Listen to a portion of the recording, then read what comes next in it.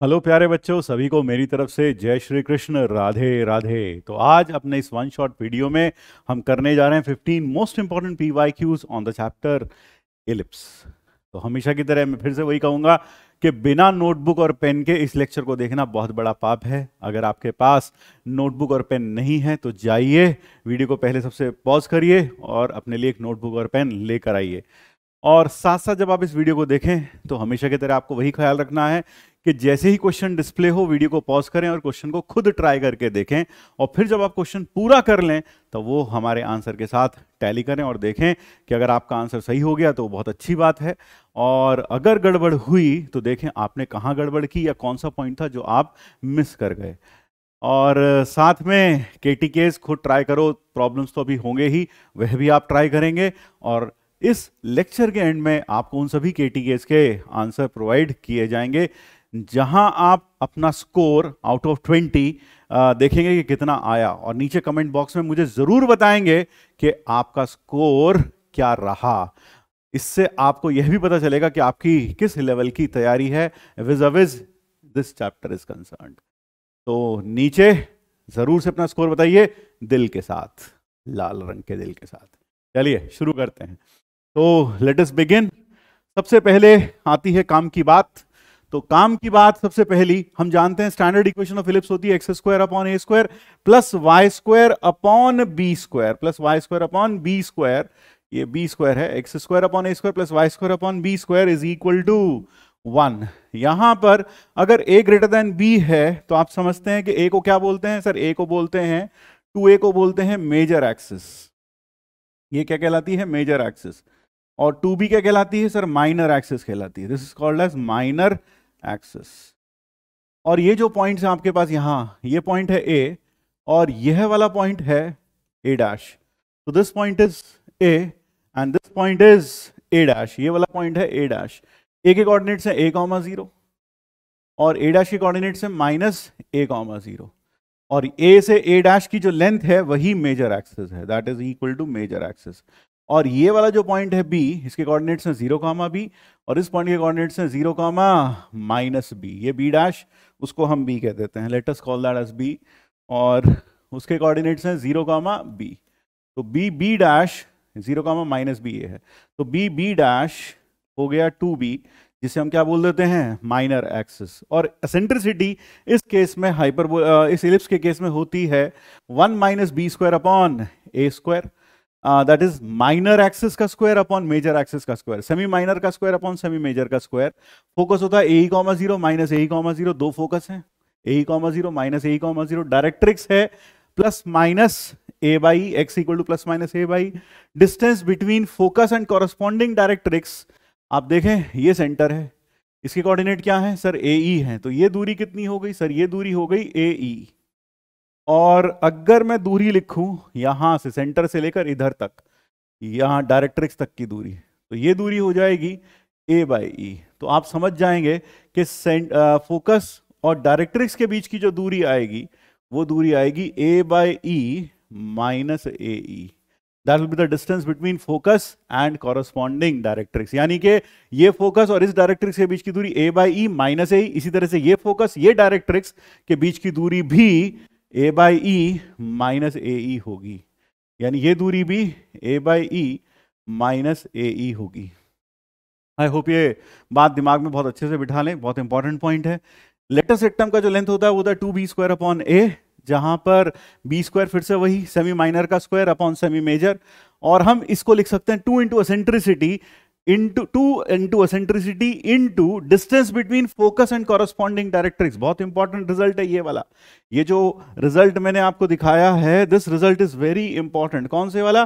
कि डायरेक्ट्रिक्स की लेंथ क्या, सॉरी लेटस रेक्टम की लेंथ क्या होती है? Distance to eccentricity times the distance between focus and directrix। So remember this point। Parametric equation x is equal to a cos theta, y is equal to b sin theta। याद रखें यहां पर a greater than b था, ellipse horizontal था, लेकिन अगर a less than b हो जाए तो उस केस में इलिप्स हो जाएगा वर्टिकल। और यहां जो इसके यानी x और y का रोल एक तरीके से इंटरचेंज हो जाएगा। यहां पर जो आपके पास एसेंट्रिसिटी होगी वो होगी 1 माइनस। तो अगर मैं यहां पर पहले माइनर एक्सिस बोलूं माइनर एक्सिस इस केस में हो जाएगी, if I talk of minor axis, तो माइनर एक्सिस हो जाएगी, माइनर एक्सिस हो जाएगी 2a, 2a, और मेजर एक्सिस, माइनर एक्सिस हो जाएगी 2a यानी 2 स्मॉल a, 2a, और मेजर एक्सिस हो जाएगी, major axis will be 2b, और डायग्राम में अगर आप देखें तो ये हमारे पास अब की बार इसको हम b कहते हैं, इसको b डैश, या फिर इसको b और इसको b डैश, ये b डैश, और ये है a और ये है a डैश, यानी कि अब ये है a डैश और ये b डैश। इसके कोऑर्डिनेट्स हैं 0, -b, इसके कोऑर्डिनेट्स हैं 0, b, इसके कोऑर्डिनेट्स हैं a, 0, और इसके कोऑर्डिनेट्स हैं -a, 0। तो ये हो गई हमारी मेजर और माइनर एक्सिस का लेंथ। फिर उसके बाद आता है एसेंट्रिसिटी 1 - a²। फोकस होगा 0, be, 0, -be। डायरेक्ट्रिक्स होगी y = b/, वहां थी x = a/, यहाँ x और y का रोल इंटरचेंज हो गया, तो यहाँ हो जाएगी x = b/e प्लस माइनस। और पैरामीट्रिक इक्वेशन में कोई फर्क नहीं पड़ेगा, x = a cos theta, y = b sin theta, यानी कि अगर मुझे y = b sin थीटा, यानी कि अगर मुझे इस इलिप्स पर या फिर पहले वाले इलिप्स पर कोई पॉइंट एज्यूम करना है, तो मैं वो पॉइंट क्या एज्यूम कर सकता हूं, a cos theta, b sin theta, या फिर वर्टिकल इलिप्स पर एज्यूम करना हो तब भी वही पॉइंट लिया जा सकता है। तो शुरू के 4-5 मिनट मैंने आपको बहुत अच्छे से इलिप्स के बारे में जो भी फंडामेंटल पॉइंट्स हैं वो अच्छे से बता दिए। आइए बढ़ते हैं पहले क्वेश्चन की तरफ। So first question is the locus of mid points of the line segment joining -3, -5 and the points on the ellipse x² / 4 + y² / 9। Sir यहां पर अगर देखा जाए x² / 4 + y² / 9 = 1, यहां a b है, इसका मतलब यह जो इलिप्स है ये कैसा इलिप्स है, वर्टिकल इलिप्स है। तो मुझे क्या करना है, एक पॉइंट है जो किस पर मूव कर रहा है, इस इलिप्स पर मूव कर रहा है, और दूसरा पॉइंट क्या है -3, -5। इन दोनों को ज्वाइन करने वाले लाइन सेगमेंट के मिड पॉइंट का लोकस बताना है। तो हम जानते चाहे इलिप्स वर्टिकल हो चाहे हॉरिजॉन्टल हो, कोई फर्क नहीं पड़ता। Let point P a cos theta, b sin theta. a कितना है सर, a है 2 cos थीटा, 3 sin थीटा, ये हमने पॉइंट ले लिया। Let point P be on ellipse, और साथ में हमारे पास जो दूसरा पॉइंट है वो क्या है, वो है Q क्या है, -3, -5। तो एक तरीके से देखा जाए तो अपने पास कुछ इस तरह का सेटअप हुआ कि भाई ये तो हमारे पास है P और ये है Q, और हमें इसके मिड पॉइंट का लोकस बताना है। तो मिड पॉइंट हमने मान लिया H, K। तो H, K माना बहुत ही आसान सवाल है, खुद करके देखें अभी। तो H = आ जाएगा 2H = 2 cos theta, 3 cos theta, 2 cos theta plus या -3, और 2K आ जाएगा 3 sin थीटा -5। अब हमें H और K में रिलेशन चाहिए, क्योंकि लोकस की इक्वेशन का मतलब है उस पॉइंट की जिसका हमें लोकस ढूंढना है, उस पॉइंट के x और y कोऑर्डिनेट्स के बीच में एक रिलेशन। उसका x कोऑर्डिनेट क्या है, h, y कोऑर्डिनेट है k, तो h और k के बीच में रिलेशन चाहिए। तो ऑब्वियस सी चॉइस है, क्या करेंगे, ऑब्वियस सी चॉइस है ये करेंगे कि यहां से हम लिख देंगे cos थीटा की वैल्यू आएगी 2h -3 + 3/2, और sin थीटा की वैल्यू यहां से आ जाएगी, sin theta will B 2k + 5/3। ये आ गई, दोनों को स्क्वायर करके ऐड कर दें तो h और k में रिलेशन आ जाएगा। तो cos² theta plus sin² theta कितना कर दिया हमने, 1 कर दिया। और अब cos² थीटा की वैल्यू पुट करते हैं। cos² थीटा था 2h + 3/2h + 3 बाय कितना था भाई, देख ले जरा, 2h + 3/2 का होल स्क्वायर प्लस 2k + 5/3 का होल स्क्वायर, बिल्कुल यही है, = 1। तो जैसे आप एलसीएम लेंगे यहाँ आ जाएगा 9 × 2h + 3 का होल स्क्वायर प्लस 4 2k + 5 का होल स्क्वायर = 36, क्योंकि एलसीएम आएगा 36। तो जैसे आप इसे ओपन करेंगे it will be 9 × 4h² plus 12h plus 9 plus 4 into 4k square plus 25 plus 20k is equal to 36. So that will give you 36h square plus 16k square और plus 108h plus 80k plus 9 9s are 81 plus 100 minus 36 is equal to 0. तो locus क्या आ गया? Locus आ गया अपने पास, locus आ गया 36h square plus 16k square plus 108h plus 80k. अब 181 में से 36 गया, मेरे ख्याल से 145 is equal to 0. So the locus is 36x square plus 16y square plus 108x plus 80y plus 145 is equal to 0. यानी कैलकुलेशन अच्छी है, कैलकुलेशन देखना पड़ेगा, बहुत अटेंटिवली सवाल को करना पड़ेगा. अगर एग्जाम में आता है इस तरह का सवाल तो यानी आपको कैलकुलेशन एरर आप अफोर्ड नहीं कर सकते इस प्रॉब्लम में करना. तो 36x square plus 16y square plus 108 plus 80y is equal to 145. That makes third option as the correct option. तो चलिए अगले प्रॉब्लम की तरफ बढ़ते हैं.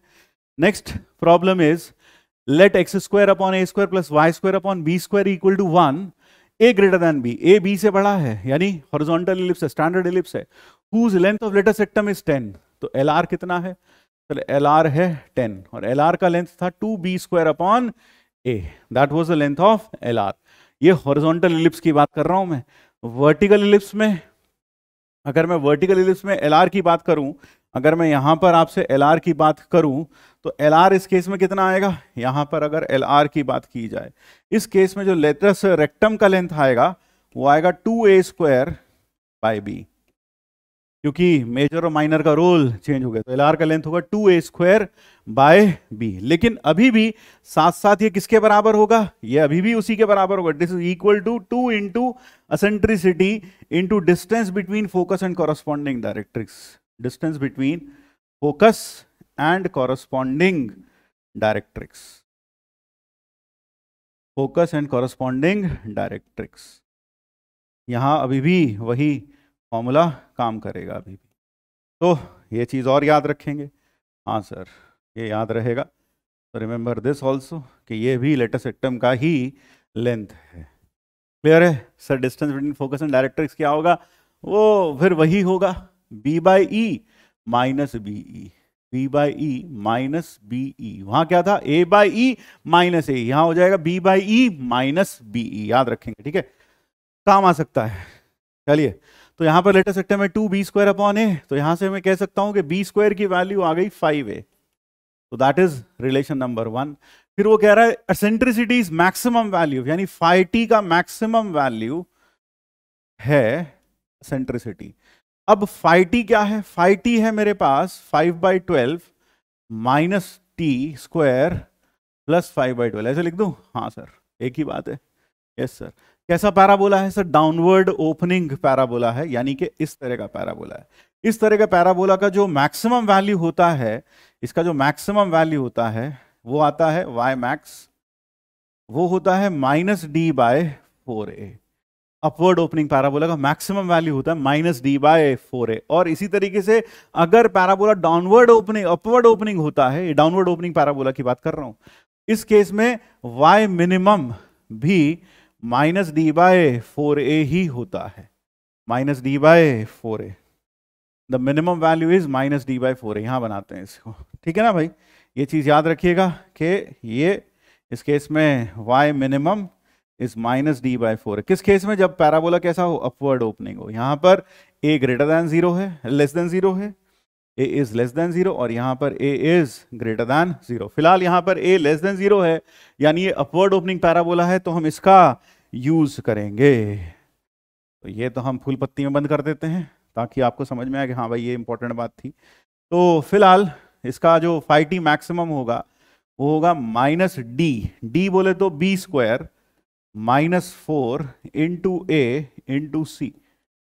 Divided by 4 into A minus D by 4a, वही रखा हमने। तो कितना हुआ सर? एसेंट्रिसिटी हो गया 1 प्लस 5/3 डिवाइडेड बाय 4, ये आ गया 8/3 यानी कि 2/3। एसेंट्रिसिटी हो गई 2/3।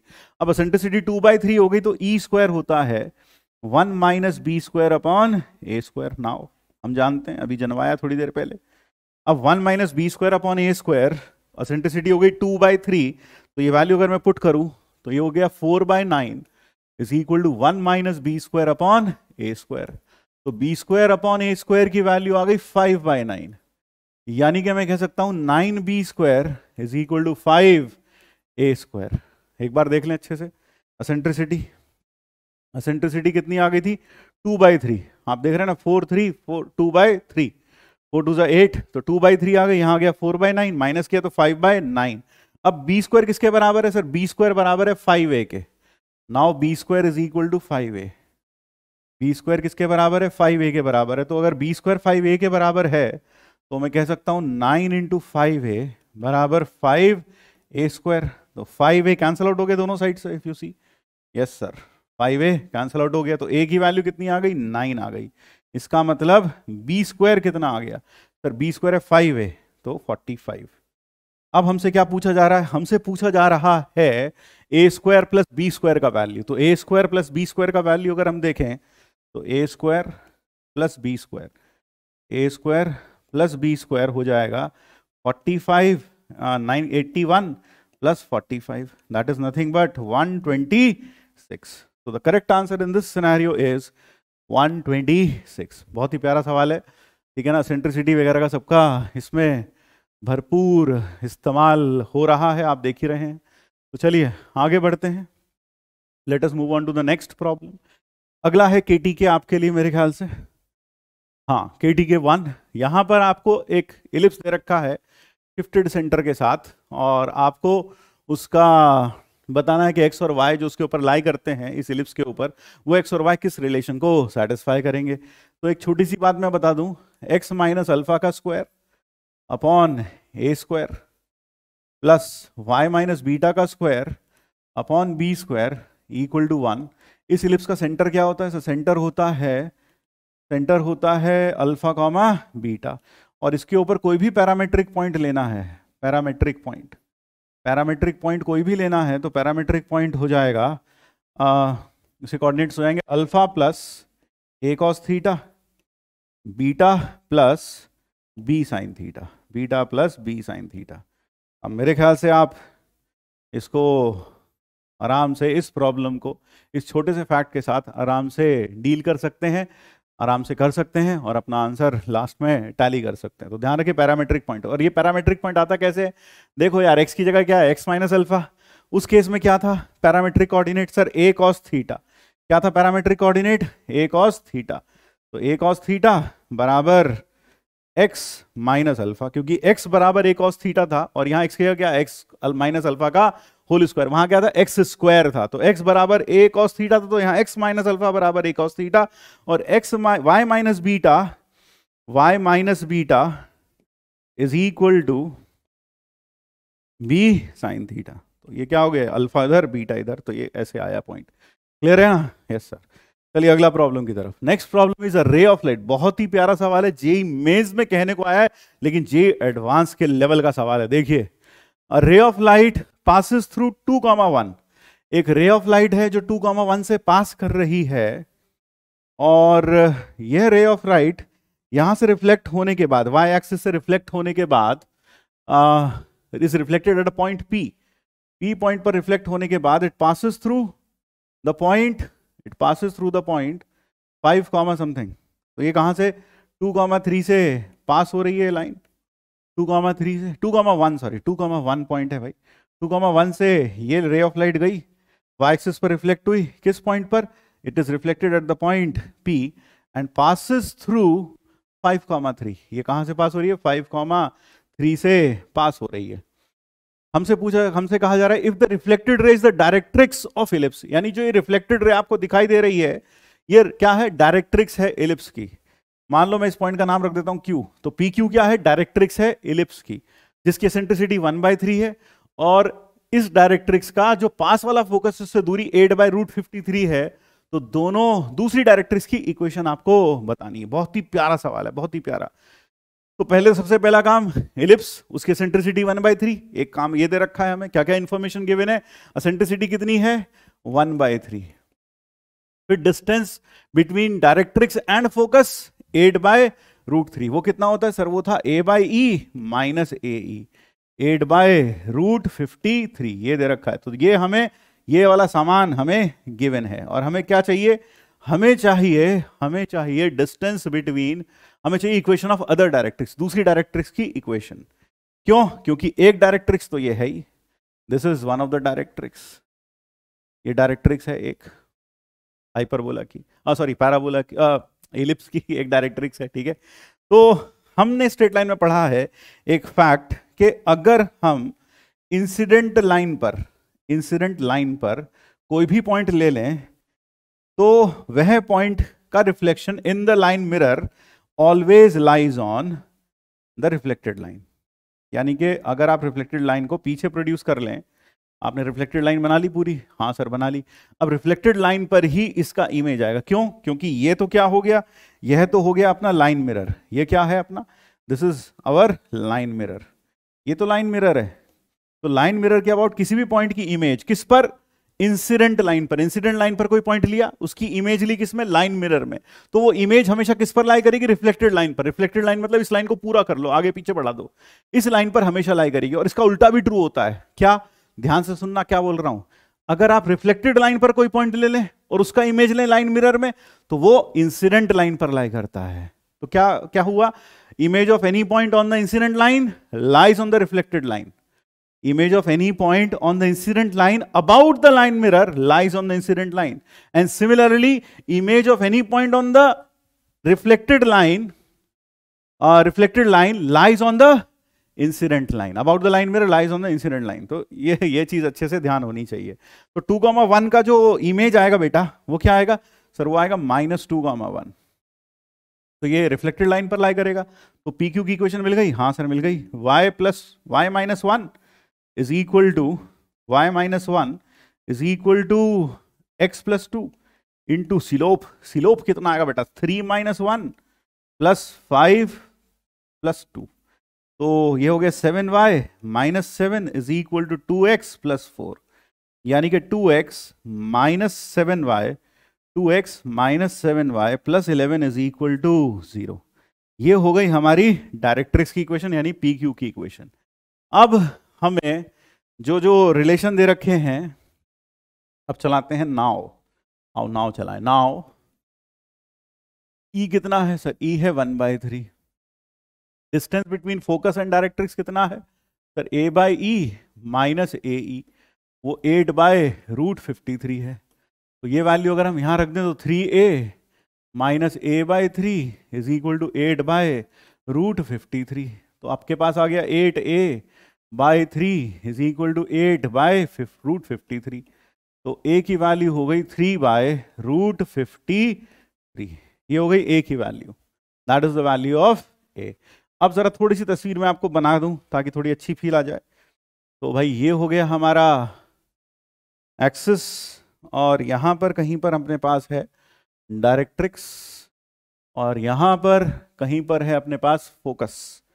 हियर इज द फोकस, ये डायरेक्ट्रिक्स है। ये डायरेक्ट्रिक्स क्या है, ये डायरेक्ट्रिक्स है 2x + 7y - 11 is equal to 2x - 7y है शायद, 2x - 7y 2x - 7y 2x - 7y + 11 is equal to 0। तो ये एक डायरेक्ट्रिक्स है, इसकी दूरी इस फोकस से कितनी है, ये रही दूरी।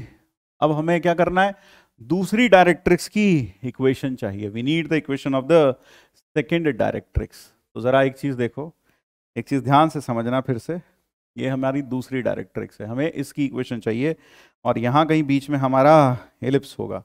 We will have our ellipse somewhere here in between. ये कुछ इस तरह से अपना एलिप्स है, ठीक है। हाँ, तो यहाँ पर ये दूसरा फोकस S', तो हमें दूसरी डायरेक्ट्रिक्स की इक्वेशन चाहिए। तो आप जानते हैं दोनों डायरेक्ट्रिक्स हमेशा पैरेलल होती हैं, अच्छा एक चीज़ और, कई बच्चे सोच लेंगे ये y के पैरेलल है, ये x एक्सिस है। नहीं बेटा, ये तो सिर्फ डायग्राम बनाया हमने, ये x और y एक्सिस यहाँ हमने नहीं दिखाई। यानी ये मत सोच लेना कि ये y के पैरेलल। देख रहा है इक्वेशन? हाँ सर, समझ गए सर। भावनाओं को आप बनाना इलिप्स दिखाना चाहते हैं सिंप्लीफाइड फॉर्म में, ताकि हमें समझ में आ जाए। यानी कि अगर इलिप्स इस तरह से बने, अगर इलिप्स कुछ इस तरह से बना होगा, ऐसे बना होगा, तो आपने क्या किया सर? आपने बोर्ड को सीधा करके हमें ऐसे दिखाया। हाँ सर, अब समझ में आया। अगर इलिप्स कुछ ऐसे बना होगा तो आपने बोर्ड को टेढ़ा करके इलिप्स कैसा दिखाई देगा वो दिखाया है हमें। हाँ सर, अब आ गया समझ में, ये ऐसे कैसे बना। तो अब आप ये जानते हैं कि सेंटर है बेटा, ये दूरी कितनी होगी सर? यह दूरी होगी a बाय ई, और यह दूरी भी कितनी होगी सर? यह भी a बाई ई होगी, क्योंकि दोनों बराबर दूरी पर होते हैं। मान लो ये z डैश है, ये z है। तो डिस्टेंस बिटवीन डायरेक्ट्रिक्स क्या होगा? डिस्टेंस बिटवीन डायरेक्ट्रिक्स होगा, डिस्टेंस बिटवीन डायरेक्ट्रिक्स, डायरेक्ट्रिक्स होगा 2a बाय ई। 2a बाय ई का मतलब है 2 इंटू 3/√53 इंटू 3। तो ये कितना आ गया सर? ये आ गया 18/√53 इंटू 3। कैसे? एसेंट्रिसिटी 1/3 है मेरे भाई। यस सर, ये क्लियर हो गया। 18/√53 आ गया डिस्टेंस बिटवीन डायरेक्ट्रिक्स। डायरेक्ट्रिक्स एक दूसरे के क्या होती हैं? डायरेक्ट्रिक्स एक दूसरे के पैरेलल होती हैं। Directrix are parallel to each other, ध्यान रखेंगे, है ना? Directrix are parallel to each other, parallel to each other. दोनों एक दूसरे के क्या होती हैं? पैरेलल होती हैं। डायरेक्ट्रिक्स हमेशा एक दूसरे के पैरेलल होती हैं। तो इसकी इक्वेशन में लिख सकता हूं 2x माइनस 7y प्लस लैम्डा इज इक्वल टू 0। वैसे देखा जाए, अगर मैं सच में आईआईटी का एग्जाम दे रहा होता तो मुझे खताक से बदल जाता, या तो आंसर ये होगा या फिर आंसर फोर्थ होगा। फर्स्ट और सेकंड तो आंसर हो नहीं सकते। अब क्या करें सर? दोनों डायरेक्ट्रिक्स के बीच की दूरी जो दे रखी है, distance between directrix, distance between directrix. तो आपके पास एक डायरेक्ट्रिक्स तो वही 2x minus 7y plus 11 equal to 0, और एक वही 2x माइनस 7y प्लस लैम्डा इक्वल टू 0। इनके बीच की जो दूरी होगी वो होगी 11 माइनस लैम्डा का modulus upon root of a square plus B square, 4 plus 49 is equal to 18/√53। Yes, एक बार देख लो भाई। हाँ सर, 18/√53। तो ये हो गया √53, और √53 तो आपको उड़ता हुआ नजर आ रहा है। हाँ सर, तो ये हो गया 11 minus lambda is equal to -18 या +18। तो लैम्डा -11 -18 या +18।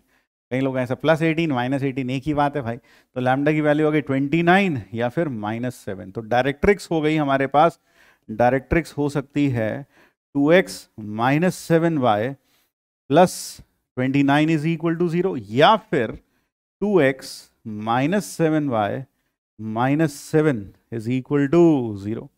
तो 2x minus 7, 2x plus 29, 2x minus 7y minus 7। So the answer is third. Third is the correct answer. Sir दो डायरेक्ट्रिक्स क्यों आई? तो देखो बेटा, दो डायरेक्ट्रिक्स इसलिए आई क्योंकि, जरा समझना मेरी बात, छोटा सा डायग्राम बनाकर समझा रहा हूं कि मान लो ये हमारी डायरेक्ट्रिक्स है। कौन सी डायरेक्ट्रिक्स है?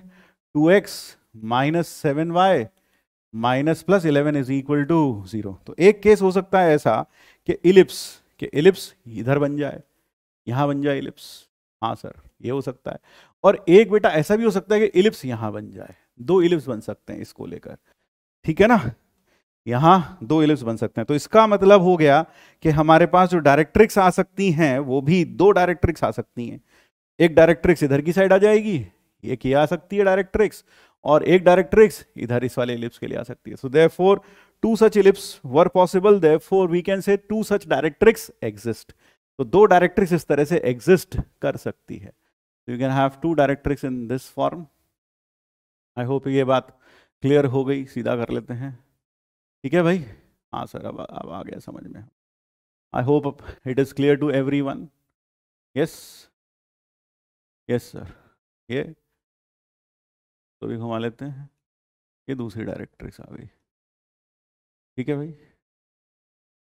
लो, सुंदर बना दे चित्र। तो इसलिए दो डायरेक्ट्रिक्स पॉसिबल हैं, एक उधर की तरफ और एक इधर की तरफ, इसलिए दो इक्वेशंस आ गए अपने पास। तो चलिए आगे बढ़ते हैं अगले प्रॉब्लम की तरफ। ये रहा KTK2, बहुत ही प्यारा सवाल है। ऐसा प्रॉब्लम जेई एडवांस में भी आ चुका है, जेई मेंस ने उसी से एक तरीके से प्रेरणा लेकर या इंस्पायर होकर, जैसे अन्नू मलिक होता है ना, बाहर के गानों से इंस्पायर होकर अपने खुद के गाने लिखता है, इंस्पायर होकर खुद के गाने लिखता है। हे माँ करे ना वो है ना गाना, तो वो आपने देखा, वो किसी दूसरे एल्बम से कॉपीड है, तो वो भी, ये भी प्रेरणा ले रहे हैं बस IIT से और कुछ नहीं। तो आप ये क्वेश्चन करेंगे और लास्ट में टैली करेंगे आंसर। तो अब काम की बात में एक डेफिनेशन और है इलिप्स की। Ellipse is defined as the locus of a point which moves in a plane such that the sum of its distances from two fixed points S and S dash in the same plane is always a constant which is greater than the distance between those two fixed points। और आप देख सकते हैं यहां पर जो एक शब्द आया है ग्रेटर दैन, तो ध्यान रखिएगा, एक पॉइंट अगर किसी प्लेन में इस तरह से चले कि उसकी दूरी दो फिक्स पॉइंट से जोड़ने पर हमेशा कांस्टेंट आए, दो फिक्स पॉइंट से जोड़ने पर हमेशा कांस्टेंट आए, और वो कांस्टेंट उन दोनों पॉइंट्स के बीच की दूरी से ज्यादा हो, तब उस पॉइंट का जो लोकस होगा, the locus of that point will be nothing but N ellipse.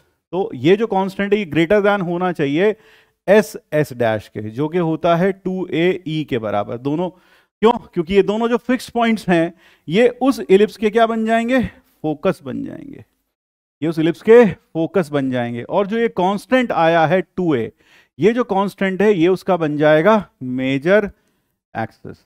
तो निचोड़ क्या हुआ कि अगर कोई पॉइंट एक प्लेन में इस तरह से चले कि उसकी दूरी दो फिक्स पॉइंट से जोड़ने पर हमेशा कांस्टेंट आए, तो वो कांस्टेंट तो क्या बन जाता है? Major axis of ellipse. और वो जो दो फिक्स्ड पॉइंट्स हैं वो क्या बन जाते हैं? Focus of ellipse. और साथ में ध्यान रखें ये जो कांस्टेंट है उन दोनों पॉइंट्स के बीच की दूरी से ज्यादा होना चाहिए, तभी लोकस इलिप्स होगा, और तभी ये कार्यक्रम होगा कि ये दोनों के दोनों फोकस बन जाएंगे और ये मेजर एक्सिस बन जाएगा इलिप्स का। तो ये ध्यान रखें। तो इसके ऊपर बेस्ड एक प्रॉब्लम करते हैं, जेई मेंस मार्च 2021 में आया। कहने को ये जेई मेंस का प्रॉब्लम है, लेकिन आप पाएंगे बिल्कुल जेई एडवांस लेवल से मैच करता हुआ प्रॉब्लम है। यानी कि जेई मेंस ने एक तरीके से देखा जाए तो जेई एडवांस को टच करने की कोशिश की है इस प्रॉब्लम में। क्या क्या रखा है? एक सर्कल है S1, एक सर्कल है S2। हमें एक ऐसे सर्कल का सेंटर का लोकस बताना है जो S1 को इंटरनली और S2 को एक्सटर्नली टच करता हो, और हमसे कहा गया कि उसका जो लोकस है वो इनमें से किससे पास होगा।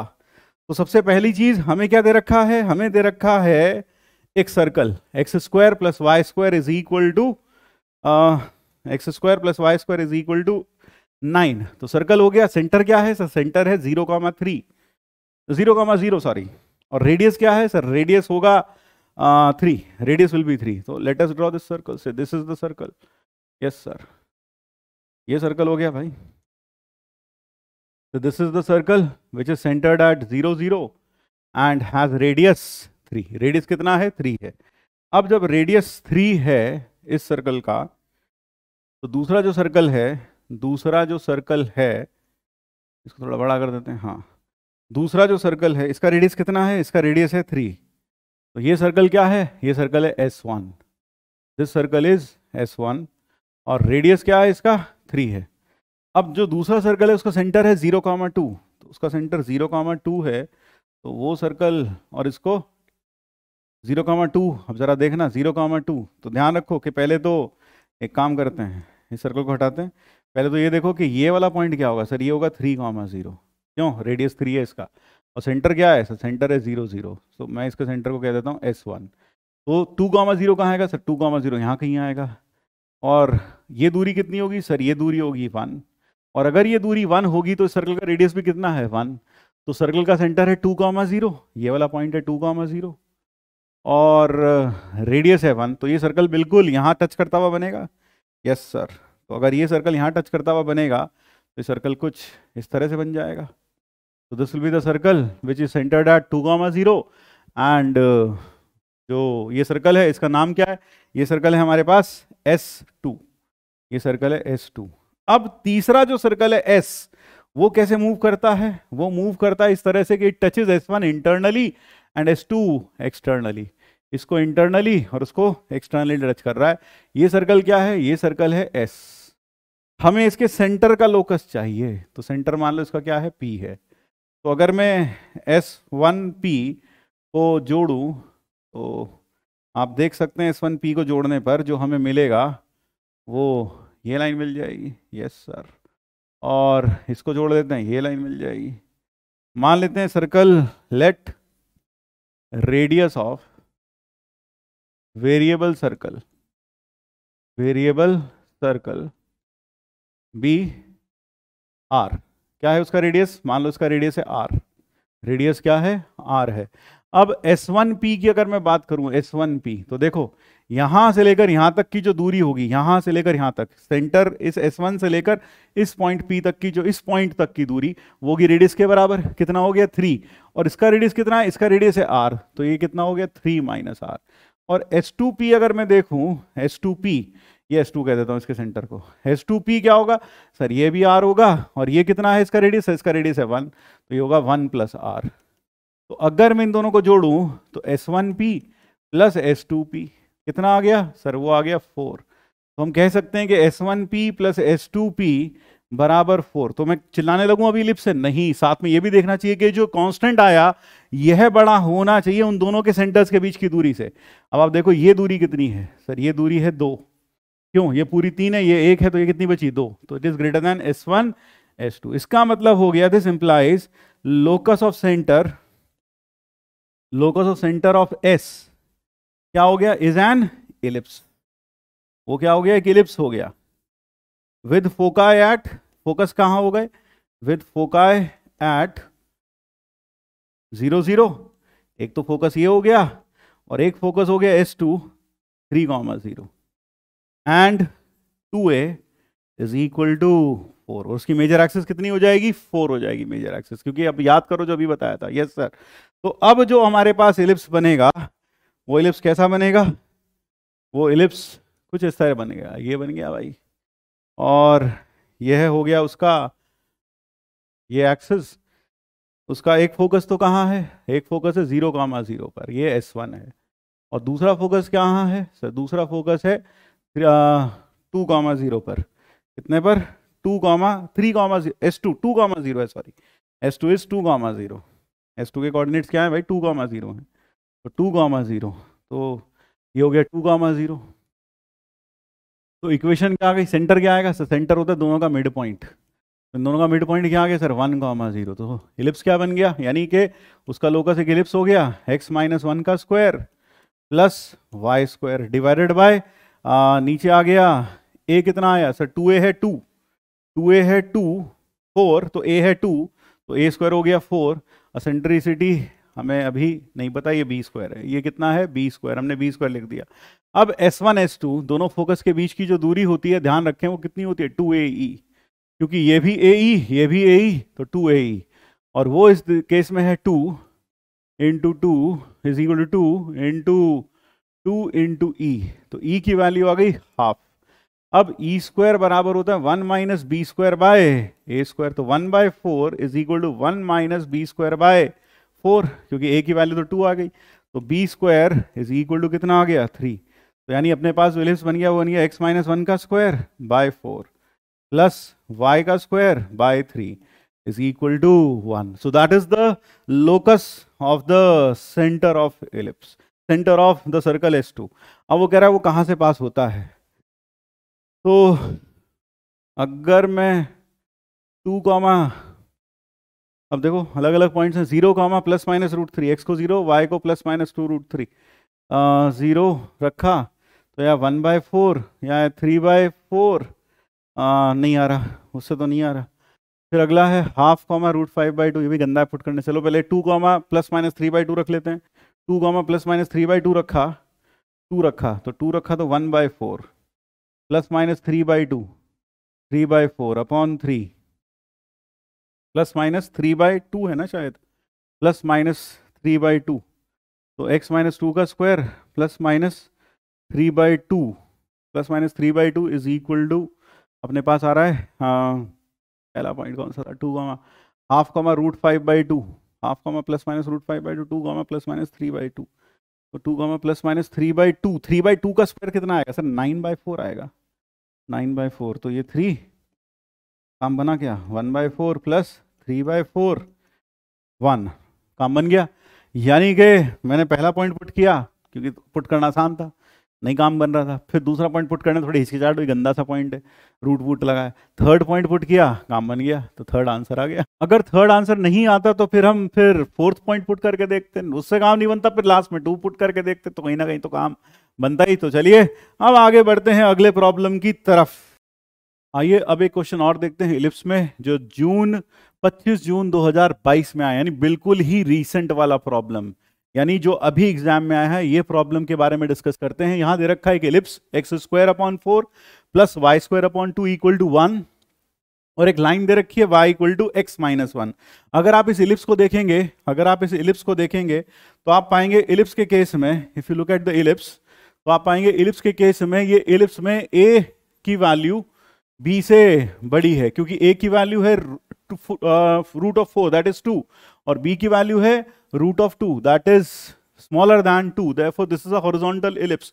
यानी यहां पर जो बात चल रही है वह एक हॉरिजॉन्टल इलिप्स की बात चल रही है, यानी कि वो इलिप्स कैसा होगा, वो इलिप्स एक हॉरिजॉन्टल इलिप्स होगा, यानी कुछ ये हमारी एक्स एक्सिस, ये वाई एक्सिस, और यहां बना देते हैं हम अपना इलिप्स। तो दिस इज द इलिप्स। इस इलिप्स को एक लाइन है y = x-1, y = x-1, ये लाइन इस इलिप्स को किस पॉइंट पर काटती है, p पर और q पर काटती है। So there we have a line which intersects this ellipse at the point P and Q।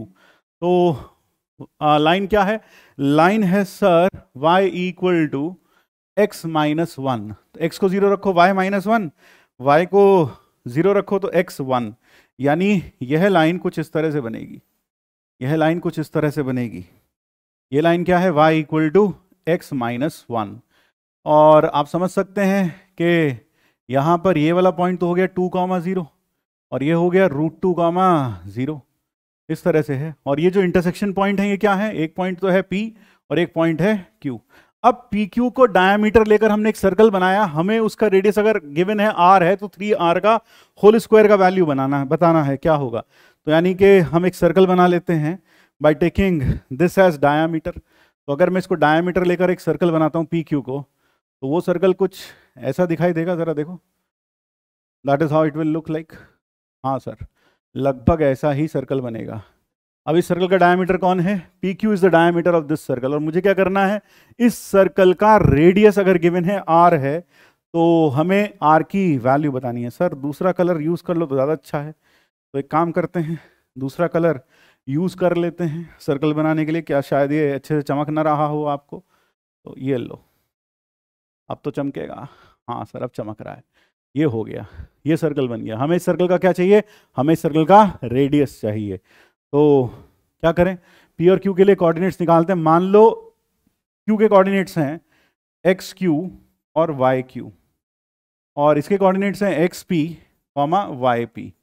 तो अगर हम इस लाइन को और इलिप्स को दोनों को क्या करें, सॉल्व करें, if you solve both of them, let us solve both of them. तो अगर इसको सॉल्व करते हैं तो मुझे मिलेगा x² 4 प्लस x-1 का होल स्क्वायर बाई 2 = 1, यानी कि मेरे को मिल गया x² + 2 × x-1 का स्क्वायर = 4, यानी कि 3x² - 4x + 2 - 4 = 0, यानी 3x² - 4x - 2 = 0। ये बन गई हमारी इक्वेशन, क्वाड्रेटिक इक्वेशन। किसको, जब लाइन को और इलिप्स को सॉल्व किया। डेफिनेटली जो इसके रूट्स होंगे वो होंगे, एक XP होगा और एक XQ होगा, क्योंकि इन दोनों को इस क्वाड्रेटिक को सॉल्व करके हमें पॉइंट ऑफ इंटरसेक्शंस के x कोऑर्डिनेट्स मिलेंगे। और x कोऑर्डिनेट क्या होंगे, एक तो होगा XP और दूसरा होगा YQ, क्योंकि यही पॉइंट ऑफ इंटरसेक्शन है, तो इन्हीं के x कोऑर्डिनेट्स मिलेंगे। तो यानी इसके रूट्स होंगे XP और साथ में XQ। These will be the roots of this equation.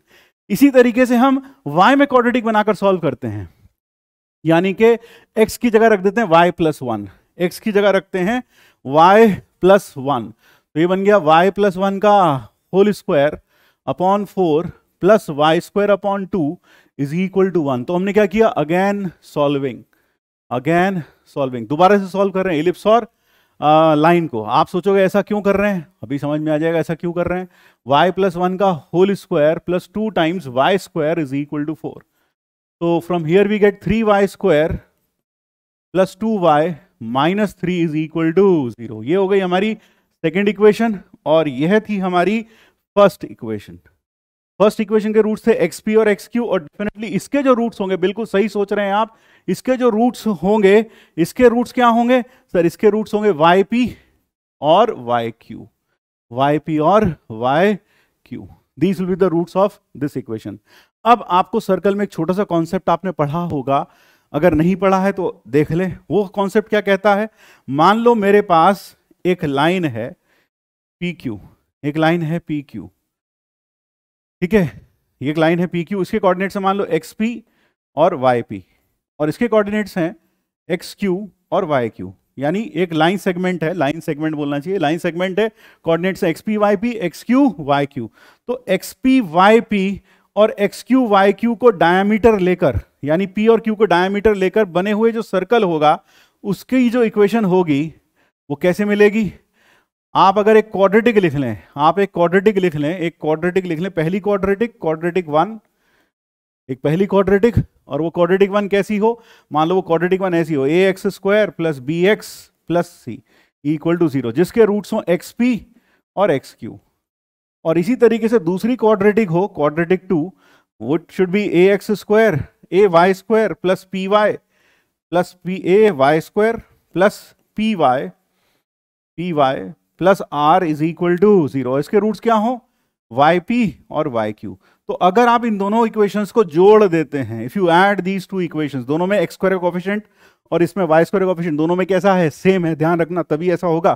तो अगर आप इन दोनों को जोड़ देते हैं तो उस समय आपको इसको डायमीटर लेकर, किसको डायमीटर लेकर? आपको पी क्यू को डायमीटर लेकर बनाए गए सर्कल की इक्वेशन मिल जाएगी। तो ये जो मिलेगा, this will be nothing but circle drawn on P Q as diameter. तो that is the theory from circle which you should already know. तो एक बार फिर से मैं बता दूं, अगर मेरे पास एक सर्कल, एक लाइन सेगमेंट है पी क्यू, पी के coordinates X P Y P और क्यू के coordinates X Q Y Q, तो पी क्यू को डायमीटर लेकर बनाया गया सर्कल जो होगा उसकी इक्वेशन कैसे मिलेगी? अगर मेरे पास एक क्वाड्रेटिक है जिसके रूट्स एक्स पी और एक्स क्यू हैं, और एक क्वाड्रेटिक है वाई में जिसके रूट्स वाई पी और वाई क्यू हैं, और दोनों में एक्स स्क्वायर का कोएफिशिएंट और वाई स्क्वायर का कोएफिशिएंट कैसा है? इक्वल है। अगर इक्वल है तब मैं इन दोनों को जोड़ सकता हूं, और जोड़ने पर मुझे पी क्यू को डायमीटर लेकर बनाए गए सर्कल की इक्वेशन मिल जाएगी। ये बात क्लियर हो गई? बिल्कुल सर अगर कोएफिशिएंट सेम ना हो तो क्या करते हैं? बेटा अगर कोएफिशिएंट सेम ना हो, मान लो यहां लगाए 2 और यहां लगाए 3, तो पूरी इक्वेशन को 2 से डिवाइड कर दो, इसको 3 से डिवाइड कर दो, तो अब एक्स स्क्वायर और वाई स्क्वायर कोएफिशिएंट कितना हो गया? 1 1। अब जोड़ दो तो फिर से पी क्यू को डायमीटर लेकर बनाया हुआ सर्कल आपको मिल जाएगा। तो अगर कोएफिशिएंट अलग अलग भी हो तब भी काम बन सकता है, हम यहां कोएफिशिएंट दोनों में 1 1 बना लेंगे। तो यह तो हो गई हमारी जानने योग्य बात, यानी ये तो हो गया हमारा एक मैथमेटिकल फैक्ट फ्रॉम सर्कल जो हमें मालूम होना चाहिए, ये छोटा सा फैक्ट। तो इसी के ऊपर बेस्ड अब ये सवाल बन गया है, क्योंकि अगर आप देखें तो हमारे पास एक क्वाड्रेटिक है एक्स में, उसके रूट्स हैं एक्स पी एक्स क्यू, और एक क्वाड्रेटिक है वाई में, उसके रूट्स हैं वाई पी और वाई क्यू। तो क्यों ना दोनों को ऐड कर दें? तो 1 + 2 कर देते हैं। Let us do 1 + 2। 1 + 2 करते ही हमें मिल गया 3x square plus 3y square, 3x square plus 3y square, और माइनस का 4x माइनस का 2y, माइनस का 4x माइनस का 2y माइनस का 5 is equal to 0। So that is what we have got. दोनों इक्वेशंस 1 और 2 को ऐड करके आप चाहो तो खुद देख भी सकते हो। इक्वेशन 1 ये रही 3x स्क्वायर प्लस 2y है भाई, 3x square plus 2y plus 2y, 3x square plus 2y, और इधर देख लो 3x square minus 4x minus 2, तो 3x square minus 4x minus 2 और माइनस 3 था तो मिलकर -5 हो गया। अब ये सर्कल बन गया। ये सर्कल क्या हुआ? This is circle drawn on P Q as diameter. हमें क्या चाहिए? इसका रेडियस। तो पहले इसको डीकोड कर लो, स्टैंडर्ड फॉर्म में लिख लो, -4/3x plus 2/3y minus 5/3 is equal to 0। तो अगर आप इसका रेडियस निकालोगे तो आप समझ सकते हो इस सर्कल में g की वैल्यू हो गई -2/3, f की वैल्यू हो गई 1/3 और c की वैल्यू हो गई -5/3। तो सर्कल का जो रेडियस होता है जी स्क्वायर, यानी कि -2/3 का whole square plus F square 1/3 का स्क्वायर प्लस 5/3, यही आएगा। G square plus F square minus C, याद करो सर्कल का रेडियस था G square plus F square minus C का रूट, तो वही हमने यहां यूज किया। तो this becomes under root of 4/9 प्लस 1/9 प्लस 5/3। तो अगर मैं इसमें एलसीएम लेकर ऐड करता हूं, एलसीएम आ गया 9, ऊपर क्या आ जाएगा सर, ऊपर आ जाएगा 4 + 1 5, 4 + 1 4 + 1 प्लस 15, 15 और 4 19, सर ये आ गया √20/3। ये r की वैल्यू आ गई, ये r की वैल्यू आ गई।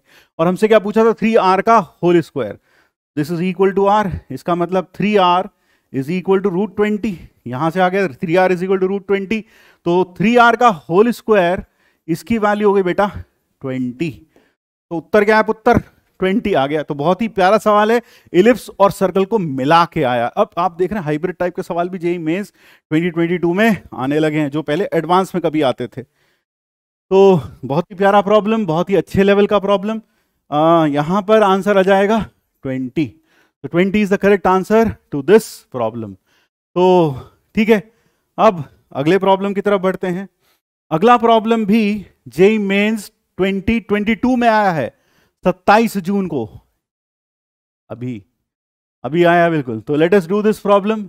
आपको इलिप्स दे रखा है x² / a² plus y² / b² equal to 1 satisfies this. ध्यान रखिए मेमोरी बेस्ड है, एग्जैक्ट क्वेश्चन तो मतलब डेटा इसी तरीके से था, लैंग्वेज क्या थी वो बहुत अच्छे से श्योर नहीं है, लेकिन क्वेश्चन यही था। एसेंट्रिसिटी कितना है 1/4, फाइंड 3a² - b²। तो जरा देखो इसमें क्या क्या दे रखा है। एसेंट्रिसिटी कितनी है सर, वो दे रखी है 1/4, तो e² हो गया 1/16, जो कि होता है 1 + b² / 1 - b² / a² in case of ellipse. तो यहां से b² / a² की वैल्यू 15/16 आ गई। तो इसका मतलब 16b² इज इक्वल टू, या b² की वैल्यू लिख लो कितनी आ गई सर, वो आ गई 15/16 a²। ये हो गया हमारा फर्स्ट इक्वेशन। अब ये इलिप्स कहां से पास करता है, क्योंकि ये पॉइंट इसको क्या करता है, सेटिस्फाई करता है। तो इलिप्स पासेस कहां से पास कर रहा है भाई, पासेस 4 × √2/5, 3, यहां से पास कर रहा है। अगर ये 4 √2/5, 3 से पास कर रहा है तो इसकी इक्वेशन को सेटिस्फाई करेगा। तो 16 × 2/5 a² प्लस y² की जगह कितना हो जाएगा सर, 9/b² इक्वल टू 1। तो यह है अपने पास हो गया 32/5 a² प्लस 9, अब b² की वैल्यू फर्स्ट इक्वेशन से रख दो 15/16, तो 15 × 16 a² इज इक्वल टू 1, ऐसा आ जाएगा। बिल्कुल सर, तो कुछ मार्काट मचा दो, 3 × 5 = 15, 3 × 3 = 9। तो ऊपर आपके पास हो गया 32 + 48, 32 + 48 divided by 5a² is equal to 1। तो यहां से आ गया 80 आ गया, यानी कि 5a² इज इक्वल टू 80। और जैसे 5a² की वैल्यू 80 हुई, 5a² की वैल्यू क्या हुई 80 हुई, 5a² is equal to 80, 5a² is equal to 80। तो a² की वैल्यू हो गई 16, a² की वैल्यू हो गई 16। तो b² की वैल्यू कितनी हो जाएगी सर, b² कितना था जरा देखो, b² था 15/16 a², तो 15/16 × 16, तो ये आ गया 15। अब आपसे पूछा क्या है वो भी देख लो सर, हमसे पूछा गया 3a² - b² का वैल्यू। काफी आसान सवाल था, तो ऐसा नहीं कि सारे सवाल मुश्किल आए थे। 3a² - b², तो 3 × 16 - 15, तो ये हो गया 48 - 15। 3a² - b² की वैल्यू पूछी है, तो 3 × a², 48 - b², यही पूछा था ना, हाँ सर यही है। तो ये कितना हो गया सर, ये हो गया 33। सो 33 is the correct answer in this case. तो 33 आंसर आ गया भाई। तो चलिए अब अगले प्रॉब्लम की तरफ बढ़ते हैं। E1 is x² / a² plus y² / b² equal to 1। एक इलिप्स दे रखा है, और E2 एक दूसरा इलिप्स है। तो पहले तो ये इलिप्स बना लो भाई, ये बन गया, ये हो गई हमारी एक्सिस, और यहां हो गया अपना ellipse, this is the ellipse, ये हो गया भाई इलिप्स, इलिप्स इलिप्स इलिप्स, ये रहा।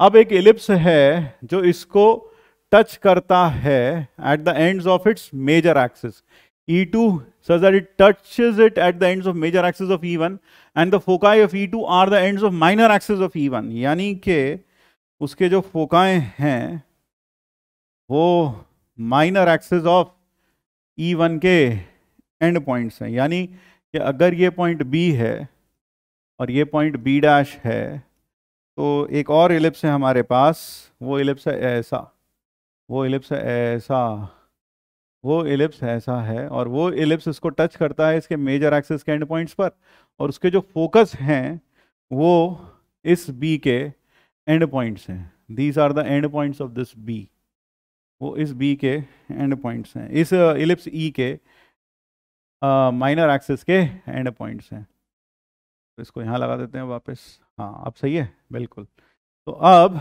हमारा जो ये दूसरा इलिप्स है इसको मेजर एक्सिस के एंड पॉइंट्स पर इसको टच कर रहा है, touches it at A and A dash, ठीक, and it touches it at the ends of major axis of E1, ये इलिप्स है E1 और ये इलिप्स है हमारा E2, और E2 के जो फोकस है वो ends of major minor axis of E1 है। E1 and E2 have same eccentricity, यानी E1 बराबर E2, ये दे रखा है।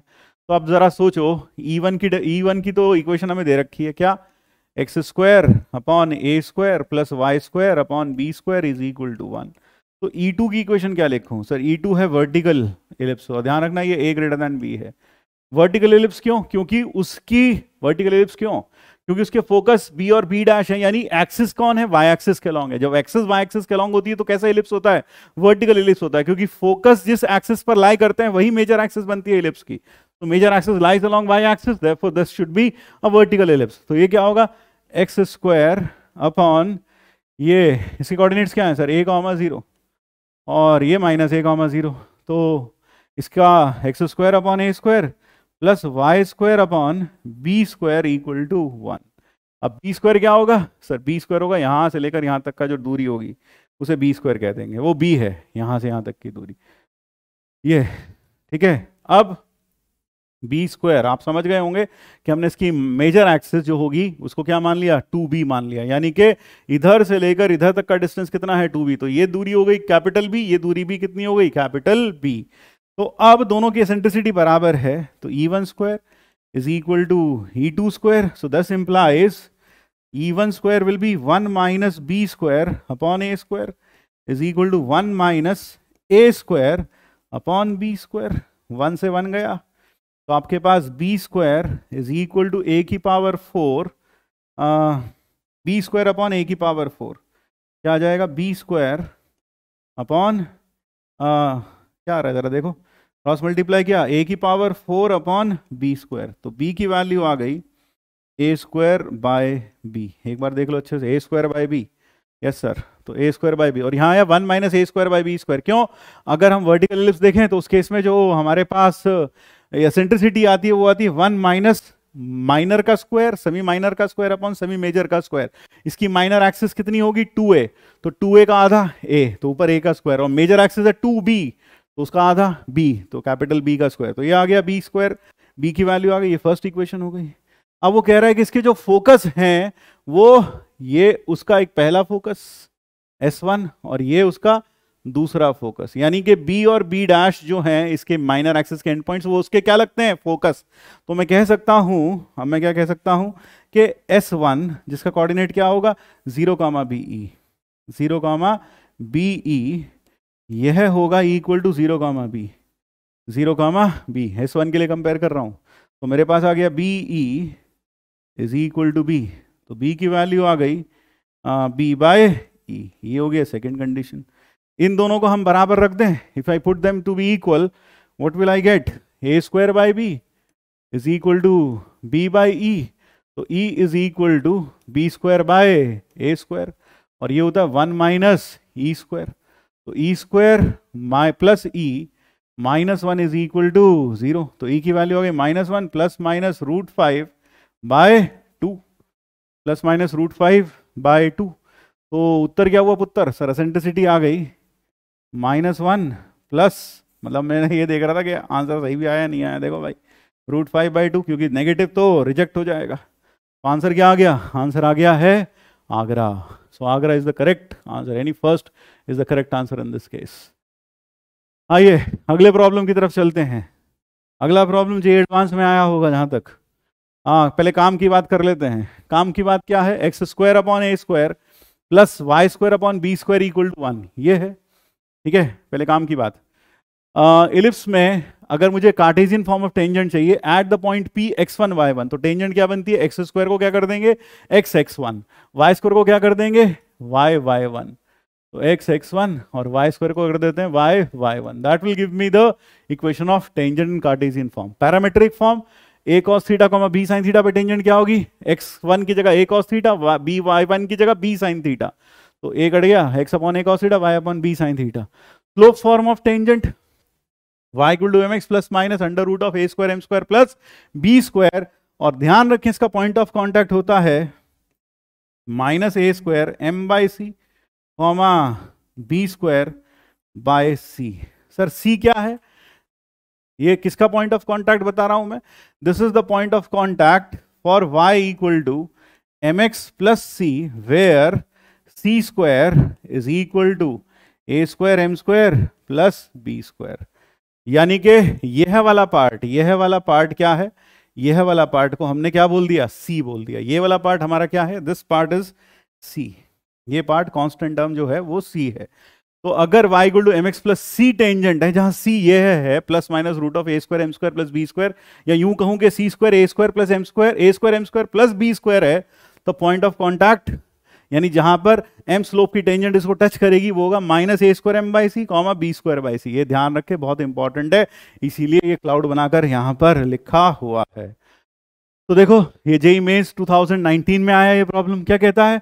If the line x - 2y = 12 is tangent to this ellipse x² / a² + y² / b² = 1 at the point 3,9/2। तो tangent कैसे लिखें? Cartesian form, x(x1) x × 3 -9/2 × y upon a² upon b² = 1। ये tangent हो गई, लेकिन वो टेंजेंट है क्या? वो टेंजेंट है x - 2y = 12। ये दोनों टेंजेंट्स कैसी होनी चाहिए? आइडेंटिकल, क्योंकि ये tangent, this is the tangent to this ellipse at this point.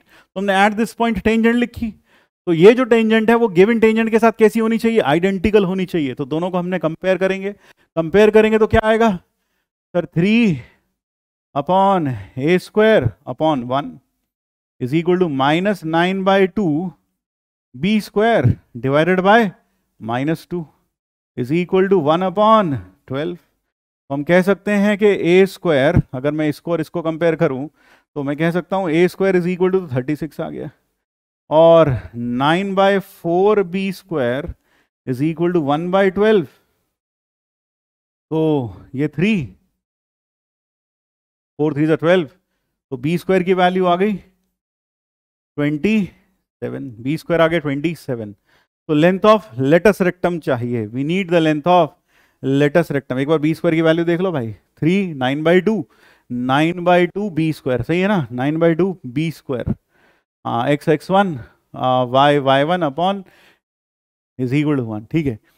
और कंपेयर कर लिया। कैलकुलेशन देखना बहुत जरूरी है, बार बार बीच में कैलकुलेशन एग्जाम में जरूर देखते रहें, क्योंकि हो सकता है आपकी छोटी सी कैलकुलेशन एरर से पूरा सवाल बर्बाद हो जाए। तो इसलिए -4 9/4 b², 4 3 12, ठीक है भाई, लग तो सही रहा है।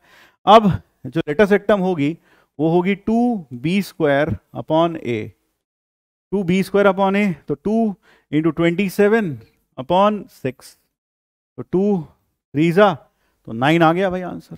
So the latest rectum in this case comes out to be 9. That is a simple problem. चलिए एक और करते हैं। ये JEE में जुलाई में आया है। Let E be the ellipse whose axes are parallel to the coordinate axis and having center at 3, -4। तो सेंटर कहाँ है भाई? 3, -4। सेंटर है 3, -4 and one vertex, one focus at 4, -4, one vertex at 4, -4, और फिर one vertex at कहाँ पर है वर्टेक्स 5, -4। ये हमारा इलिप्स का कुछ सिनेरियो है। और if this line is tangent to this ellipse find the value of 5m²। तो आप देखें, क्या देखें कि इस इलिप्स की जो एक्सिस होगी वो पक्का हॉरिजॉन्टल एक्सिस होगी। वो हॉरिजॉन्टल एक्सिस क्यों होगी? वो हॉरिजॉन्टल एक्सिस इसलिए होगी क्योंकि that will be horizontal axis, क्योंकि अगर आप देखें इन सबके y कोऑर्डिनेट सेम है। अगर इन सबके y कोऑर्डिनेट सेम हैं तो all of them will lie, इन सबके अगर y कोऑर्डिनेट सबके क्या हैं, सेम है, तो they will lie in the same line parallel to x axis. तो ये x एक्सिस के पैरेलल एक लाइन होगी जो कि उससे -4 यूनिट्स नीचे की तरफ होगी। y इक्वल टू -4 लाइन पर लाई कर रहे हैं, ठीक है ना।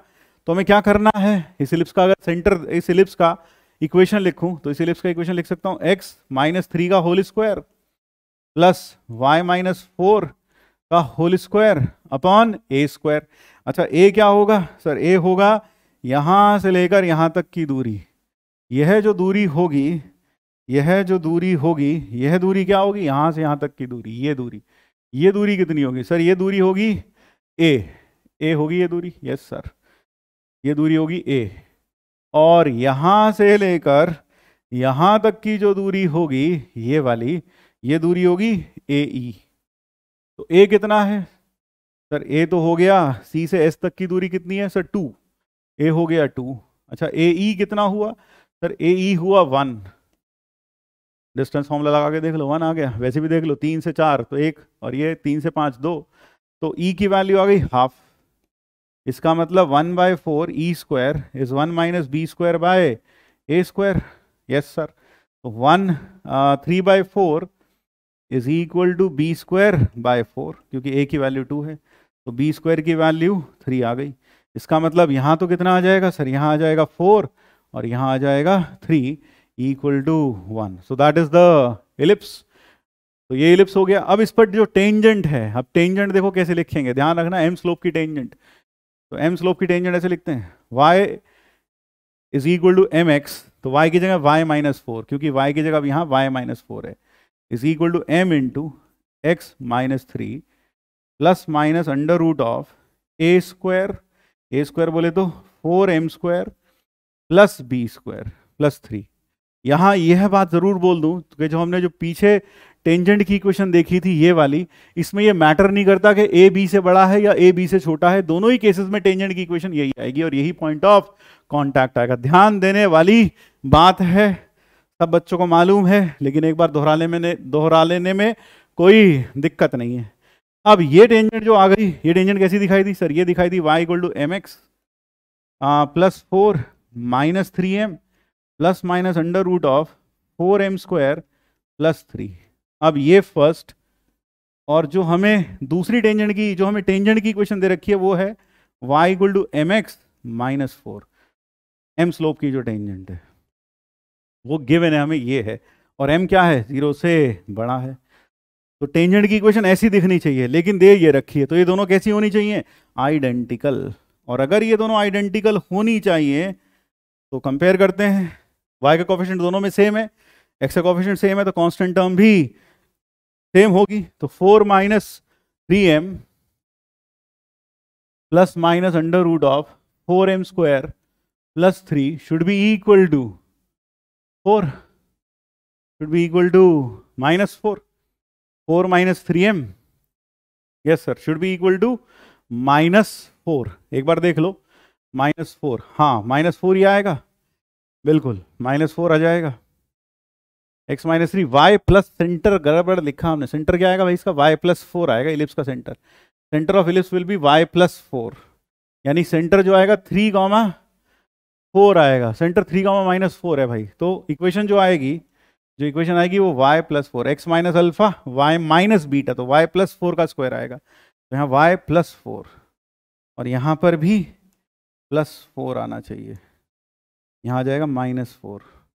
तो ये हो गया। ये दोनों इक्वेशंस कैसी होनी चाहिए? आइडेंटिकल। तो कंपेयर करते हैं। कंपेयर जब करेंगे तो एक और बार और देख लो कैलकुलेशन, कहीं गड़बड़ ना हो। x -3 का स्क्वायर, y -4 का स्क्वायर, हाँ ठीक है, ठीक। तो अब ये हो गया, यहाँ कितना आया? यहाँ आ गया 4, तो ये 4 और ये 4 गया, अपने पास आ गया 9m² is equal to 4m² plus 3। तो 5m² की वैल्यू सीधा सीधा कितनी आ गई, 3 आ गई। तो 5m² comes out to be 3 is equal to 3। तो यहां पर ये जितने भी हम क्वेश्चंस कर रहे हैं, बार बार कैलकुलेशन जरूर चेक करें। एग्जाम में भी थोड़ा थोड़ा कैलकुलेशन जरूर देखते रहें कि कहीं कोई गड़बड़ तो नहीं, क्योंकि अक्सर बच्चों की दिक्कत यही आती है कि सर कैलकुलेशन एरर हो गया, कर तो बिल्कुल सही रहे थे, बीच में 2 + 3 को 5 लिख दिया, यहाँ कहीं माइनस था तो वहां प्लस लिख दिया। देख रहे हो, अगर मैं यहाँ प्लस ले लेता, माइनस लेता, तो फिर पूरी इक्वेशन असल में क्या है, यहां मुझे देखकर आया कि यार ये तो 8 आ जाएगा, 8 आएगा तो बहुत लंबा चला जाएगा कैलकुलेशन, इसलिए मुझे लगा कहीं ना कोई एरर हो गया है, तो इसलिए मैंने रीचेक किया। तो इसी तरीके से आप हिंट लेकर कर सकते हैं, देख सकते हैं कि आपने कहीं कोई एरर तो नहीं किया। जहां बहुत ज्यादा मुश्किल चीजें हो जा रही है ना, तो समझ जाओ आपने कहीं ना कोई एरर जरूर किया है। तो चलिए आगे बढ़ते हैं अगले प्रॉब्लम की तरफ। तो the next problem is this, tangent be drawn to the ellipse x² / 27 plus y² = 1 at 3√3 cos theta. तो x into 3√3 cos theta, x(x1/a² plus y(y1) y sin theta upon b² = 1। तो आपके पास इक्वेशन आ गई x cos theta upon 3√3 plus y sin theta is equal to 1। तो that is the equation of tangent। अब वो कह रहा है the value of theta such that the sum of intercepts by this tangent is minimum. Intercepts on the axis, तो ये intercept on the axis की बात कर रहा है, यानी कहने का तात्पर्य यह है कि मान लो ये तो हमारी एक्सिस और यह हो गया हमारा एलिप्स, और इसके किसी पॉइंट पर हमने क्या बनाई, टेंजेंट बनाई। और वो पॉइंट क्या है, वो पॉइंट है 3√3 cos theta comma sine theta. मान लो ये टेंजेंट्स बनाई, ये टेंजेंट बनाई। अब इसका जो एक्स इंटरसेप्ट है वो है ये, और ये वाई इंटरसेप्ट T2। तो OT1 is X intercept, OT2 is Y intercept. तो T1 के कोऑर्डिनेट्स क्या हो गए सर, T1 के कोऑर्डिनेट्स हो गए 3√3 upon cos theta, 3√3 upon cos theta comma 0, और T2 के कोऑर्डिनेट्स हो गए 0 कॉमा 1 अपॉन साइन थीटा। तो सम ऑफ इंटरसेप्ट्स कितना हुआ, सम ऑफ इंटरसेप्ट्स हो गया, intercepts S is equal to that sum of intercepts comes out to be 3√3 sec theta लिख दूं प्लस कोसेक थीटा, ये लिख दिया सम ऑफ इंटरसेप्ट्स। अब अगर मैं इसका क्या चाहता हूं, मिनिमम वैल्यू, तो ds/d थीटा करें, ds/d theta will be 3√3 sec theta tan theta minus cot theta into cosec theta, ये आ गया। यानी 3√3 सेक थीटा, 3√3 सेक थीटा और ds/d theta for maxima minima कितना होना चाहिए, 0। फॉर मैक्सिमा और मिनिमा ये 0 हो जाना चाहिए, ये 0 होना चाहिए। तो इसका मतलब हो गया कि 3√3 sec theta comma tan theta is equal to cosec theta cot theta. Sine cos में कन्वर्ट कर लेते हैं, तो 3√3 sine theta upon cos square theta is equal to cos theta upon sine square theta. तो अपने पास आ गया sine cube theta upon cos cube theta is equal to 1 upon 3√3, यानी कि tan theta, tan cube theta is equal to 1 upon 3 का root का cube. तो tan थीटा की वैल्यू कितनी आ गई सर, 1/√3।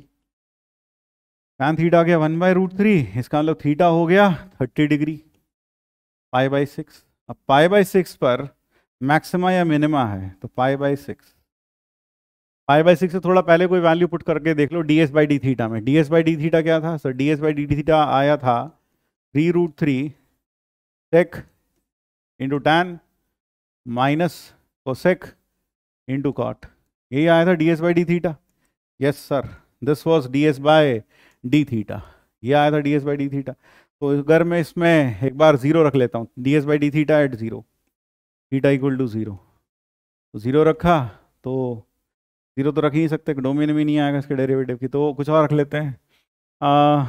थीटा 60 डिग्री, 60 डिग्री, या फिर से एक बार और डिफरेंशिएट कर लो। अगर एक बार और डिफरेंशिएट करोगे सेकेंड डेरिवेटिव, वही ज़्यादा अच्छा लग रहा है क्योंकि इसके आगे जाएंगे तो थोड़ा सा चलो D S by D theta निकाल लेते हैं।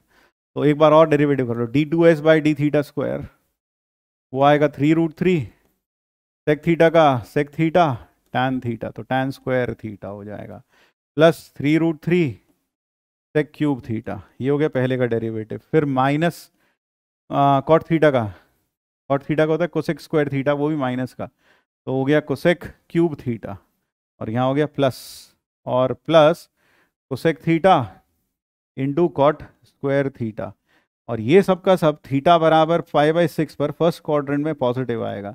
पॉजिटिव आएगा तो उसका मतलब क्या आ गया, पक्का मिनिमा, मिनिमा आ गया भाई। Yes sir, this comes out to be minimum at theta equal to 5/6। तो उत्तर क्या हुआ, is minimum the value of theta is 5/6। That would be the answer in this case. चलिए आगे बढ़ते हैं अगले प्रॉब्लम की तरफ। ये रहा KTK3 जो आप खुद ट्राई करेंगे, you have to try it on your own, और इसका आंसर आपको लास्ट में मिलेगा। चलिए अगला प्रॉब्लम है जेईई मेंस फेब में आया, the common tangent line to this curve and this curve is let L be the common tangent, और हमें क्या करना है, square of the slope of line L। तो पहले तो इलिप्स को ढंग से लिख लेते हैं, क्या है, x² / 9 plus y² / 4 is equal to 1, और दूसरा सर्कल दिखाई दे रहा है x² + y² is equal to 31/4। इस पर टेंजेंट लिखते हैं पहले वाले पर, तो इस पर टेंजेंट आएगी y = mx + -√(a² m² + 4, और ये क्या करती है, touches c also, touches c as well, ये सर्कल को भी टच करती है। तो सर्कल को अगर टच करती है तो सर्कल की टेंजेंसी कंडीशन है परपेंडिकुलर फ्रॉम सेंटर, जो कि 0 0 है। इसका सेंटर क्या है, 0 0। रेडियस क्या है, रेडियस है √31/2। तो परपेंडिकुलर फ्रॉम 0 0, 0 0 से परपेंडिकुलर का लेंथ आएगा √9m² + 4, प्लस माइनस लगा था, मॉड लगा तो हट गया, upon 1 + m² should be equal to √31/2। Cross multiply करके स्क्वायरिंग कर दो, क्रॉस मल्टीप्लाई करके अगर हम स्क्वायरिंग करते हैं तो क्या आएगा सर, ये आ जाएगा 4 × 9m² + 4 is equal to 31 × 1 + m², तो आ गया 36m² + 16 is equal to 31 + 31m²। तो this comes out to be 5m² is equal to 15। m² की वैल्यू आ गई 3। So that is the answer in this case. m² comes out to be 3. आइए अगले problem की तरफ। ये रहा next problem. Let theta be the acute angle between the tangents to the ellipse x² / 9 + y² equal to 1 and the circle. Ellipse क्या है भाई, x² / 9 + y², x² / 9 + y² equal to 1, और acute angle between this and the circle at their point of intersection in the first quadrant। ये दोनों कहाँ intersect करते हैं, first quadrant में। तो क्या करो, सॉल्व करो दोनों को। तो सॉल्व करते हैं, चलो let us solve them. Solve कैसे करें, y² की वैल्यू रख देते हैं, 3x² / 9 + 3 - x² is equal to 1। तो अपने पास आ गया x² और 8x² / 9 माइनस का इज इक्वल टू -2। तो x² इज इक्वल टू 9/4। तो x की दो वैल्यू आई, -3/2 और 3/2। अब उसने कहा कौन सी क्वाड्रेंट में इंटरसेक्ट करते हैं, angle between the tangents to this theta with acute angle the point of intersection in the first quadrant. तो फर्स्ट क्वाड्रेंट बोला है, तो ये क्या हुआ, ये रिजेक्ट हो गया। तो y कोऑर्डिनेट क्या आएगा सर, y² क्या था 3 माइनस, तो 3 - 9/4 3/4। तो y की वैल्यू आ गई -√3/2 और √3/2। अब फिर से क्योंकि पॉइंट किस क्वाड्रेंट में है सर, फर्स्ट क्वाड्रेंट में, तो ये रिजेक्ट हो गया।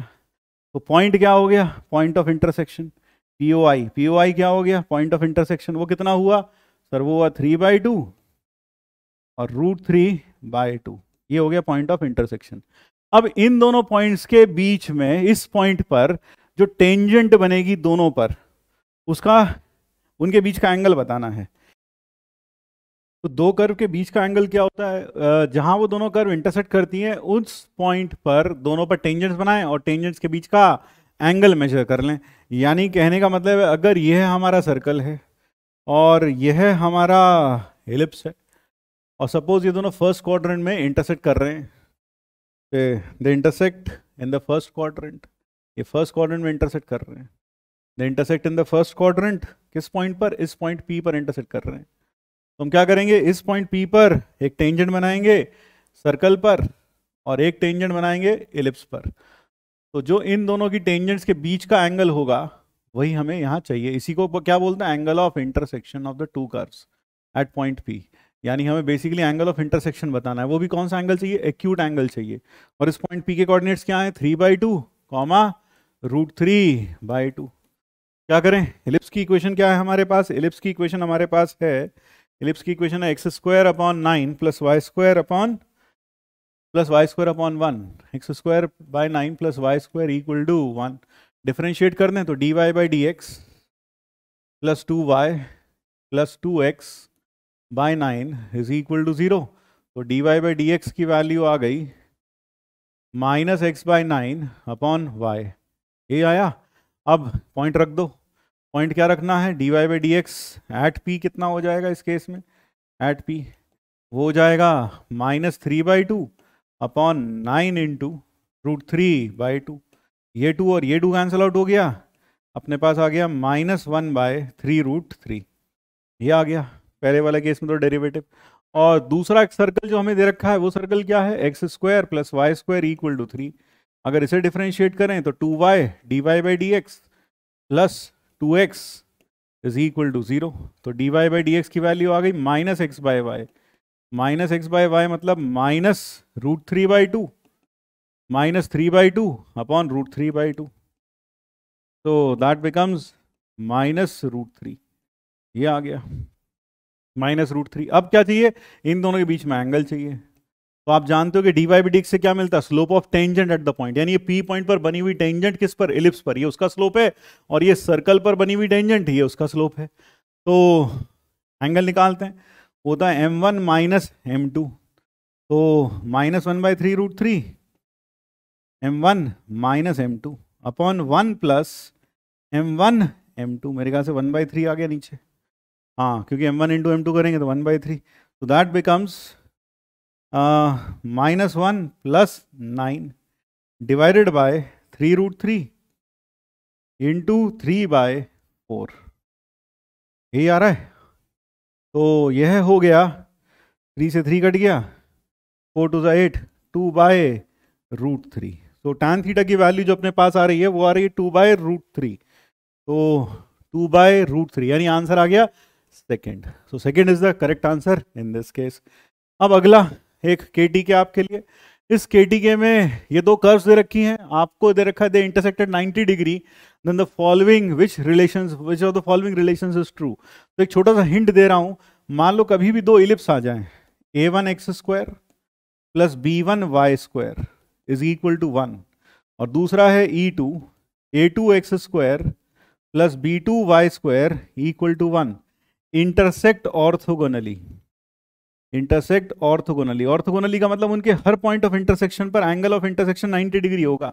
यानी जहां जहां भी वो इंटरसेक्ट करेंगे दोनों 90 डिग्री पर इंटरसेक्ट करेंगे, इंटरसेक्ट ऑर्थोगोनली। इफ यहां कह देता हूं, if these ellipse this and this intersect orthogonally, then ध्यान रखें 1/a1 - 1/a2 = 1/b1 - 1/b2। ये कंडीशन सेटिस्फाई होती है। तो इस कंडीशन का आप यूज करें इस क्वेश्चन को ट्राई करने में। थोड़ा दिमाग तो आपको जरूर लगाना पड़ेगा, ठीक है ना। तो ये कंडीशन याद रखें, ऑब्जेक्टिव्स में काम आ सकती है, एग्जाम्स में भी, और जेईई मेन फेब में तो आ ही गया। अब अगला क्वेश्चन जेईई एडवांस का। Let a b lambda, a b and lambda be positive real numbers, p be the end point of the latest rectum of the parabola y² = 4x, or suppose the ellipse passes through the point P, the tangent to the ellipse ठीक है भाई, तो पहले तो ellipse बना लेते हैं। ये एलिप्स बन गया और यहाँ एक पैराबोला, पैराबोला है y square equal to 4 lambda x.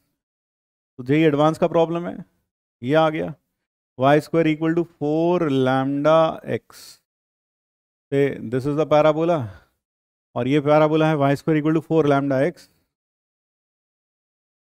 और वो कह रहा है कि दोनों इंटरसेक्ट करते हैं P पर। क्यों कह रखा है? Ellipse also passes through the point P। P क्या है? P is the end of latus rectum of parabola.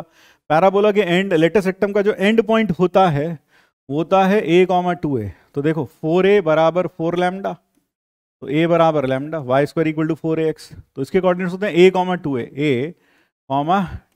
ये आ गया। passes through point. If the tangent to the parabola and the ellipse at P are perpendicular to each other, then the eccentricity of ellipse पूछी है। यहां पर बनी हुई tangent, यहां पर बनी हुई टेंजेंट, यहां पर बनी हुई टेंजेंट इधर, और इसके ऊपर बनी हुई टेंजेंट, दोनों के बीच का एंगल कितना है? 90 degree. They are perpendicular to each other. ये एंगल 90 डिग्री है, they are perpendicular to each other. तो हमें क्या करना है? एसेंट्रिसिटी ऑफ इलिप्स बताना है। तो सबसे पहली चीज dy बाई डी एक्स निकालें पैराबोला के लिए। सर वो आएगा 2y is equal to 2 lambda x. तो 2 से 2 गया, तो dy by d x 4 lambda x, sorry 4 lambda x है, तो 4 लैम्डा आएगा वहाँ पर डेरिवेटिव, x का डेरिवेटिव 1, तो 2, ये आ गया लैम्डा 2 लैम्डा अपॉन y। और y की वैल्यू कितनी है सर? 2 लैम्डा, तो 2 लैम्डा अपॉन 2 लैम्डा। ये किस पर? At P। तो यानी कि इस पर जो टेंजेंट का स्लोप हो गया पैराबोला पर वो हो गया 1। अब इलिप्स की बात करते हैं। इलिप्स को डिफरेंशिएट करें तो 2x upon A square, 2y upon B square, dy by D X is equal to 0। तो dy by D X is equal to minus X B square upon Y A square. अब अगर इसमें at P की बात करी जाए, at P, तो x की वैल्यू कितनी है? लैम्डा, तो minus lambda upon 2 lambda B square upon A square. तो लैम्डा गया तो आपके पास आ गया minus B square by 2a square, by 2a square. अब ये इनटू ये दोनों ऑर्थोगोनल है, तो यानी यहां पर एंगल ऑफ इंटरसेक्शन कितना है? 90 डिग्री, परपेंडिकुलर है, दे रखा है वहां पर, दोनों टेंजेंट्स परपेंडिकुलर है। तो 1 into minus B square upon 2a square is equal to minus 1।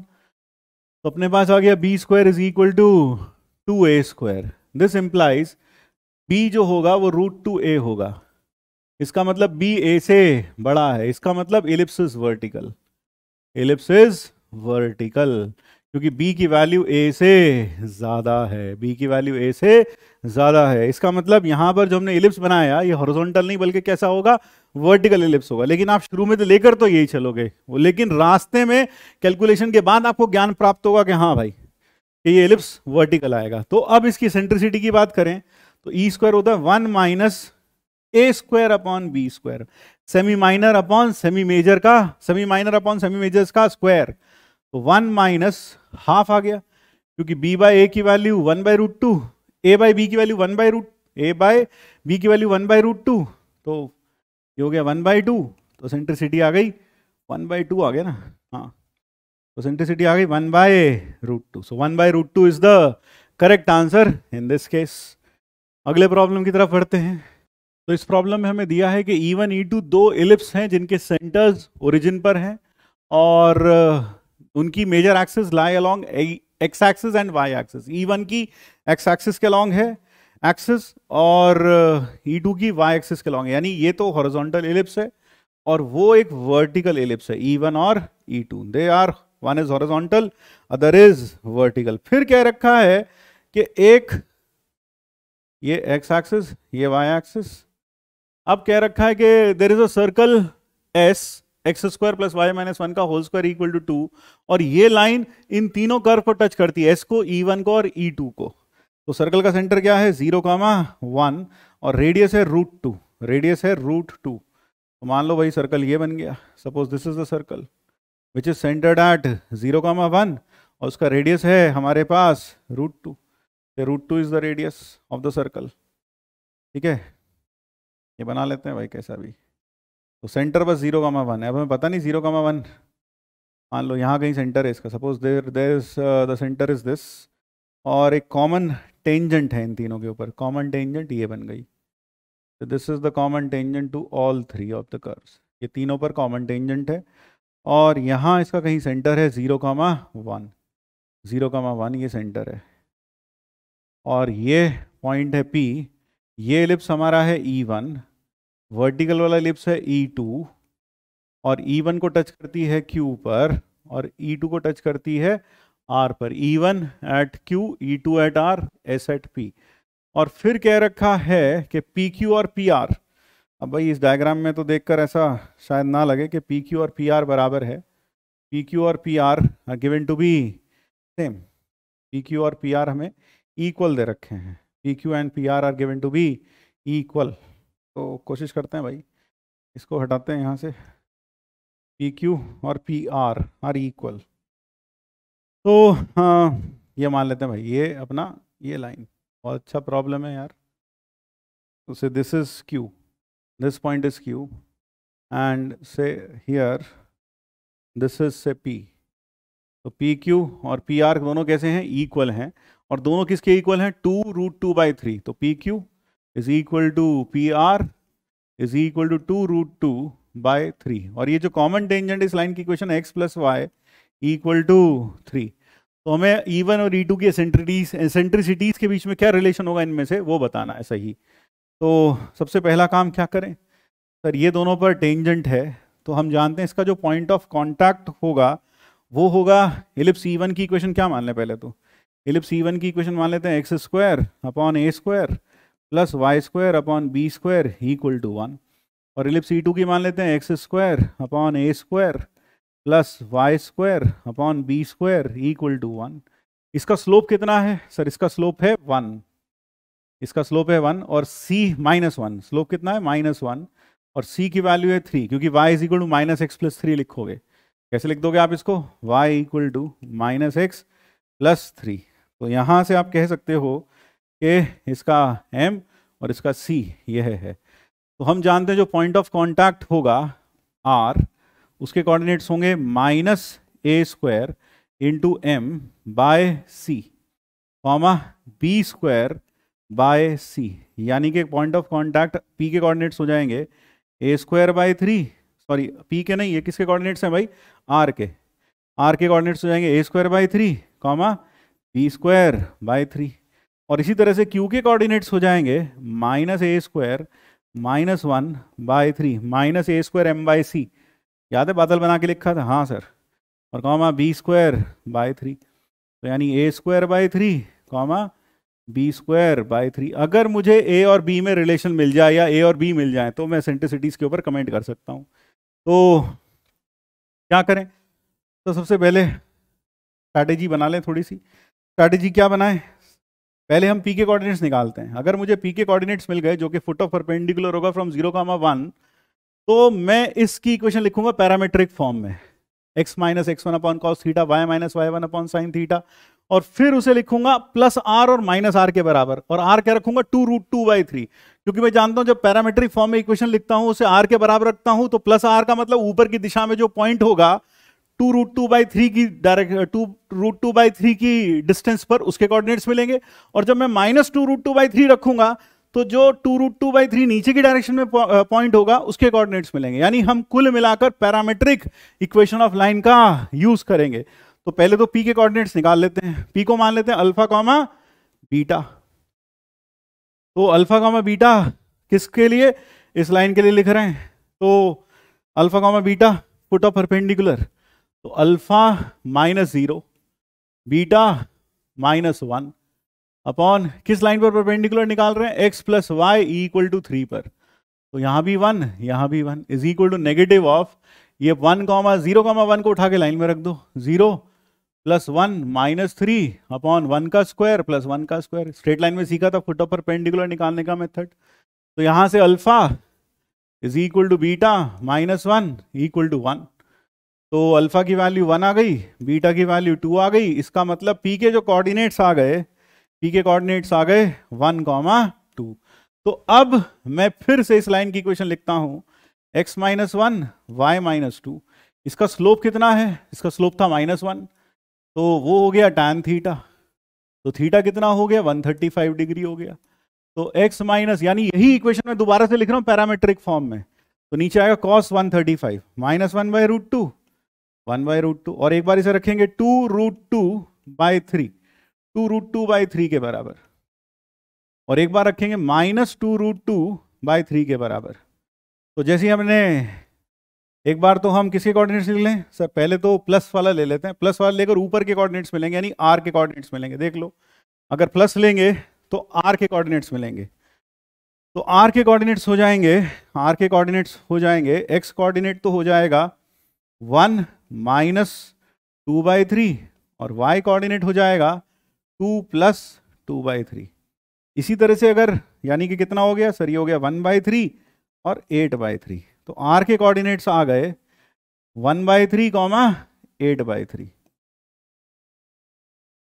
और इसी तरीके से अगर मैं क्यू के कोऑर्डिनेट्स लिखूंगा तो उसमें क्या लूंगा सर, उसमें माइनस ले लेंगे, तो 1 एक्स कोऑर्डिनेट तो क्या आ गया 1 प्लस 2/3, क्यों -1/√2 से मल्टीप्लाई करोगे तो माइनस माइनस प्लस 1 प्लस 2/3, और वाई कोऑर्डिनेट आ गया 2 प्लस 2 माइनस 2/3 2 माइनस 2/3, यानी ये हो गया 5/3 और 6 4/3। तो क्यू के कोऑर्डिनेट्स हो गए 5/3, 4/3।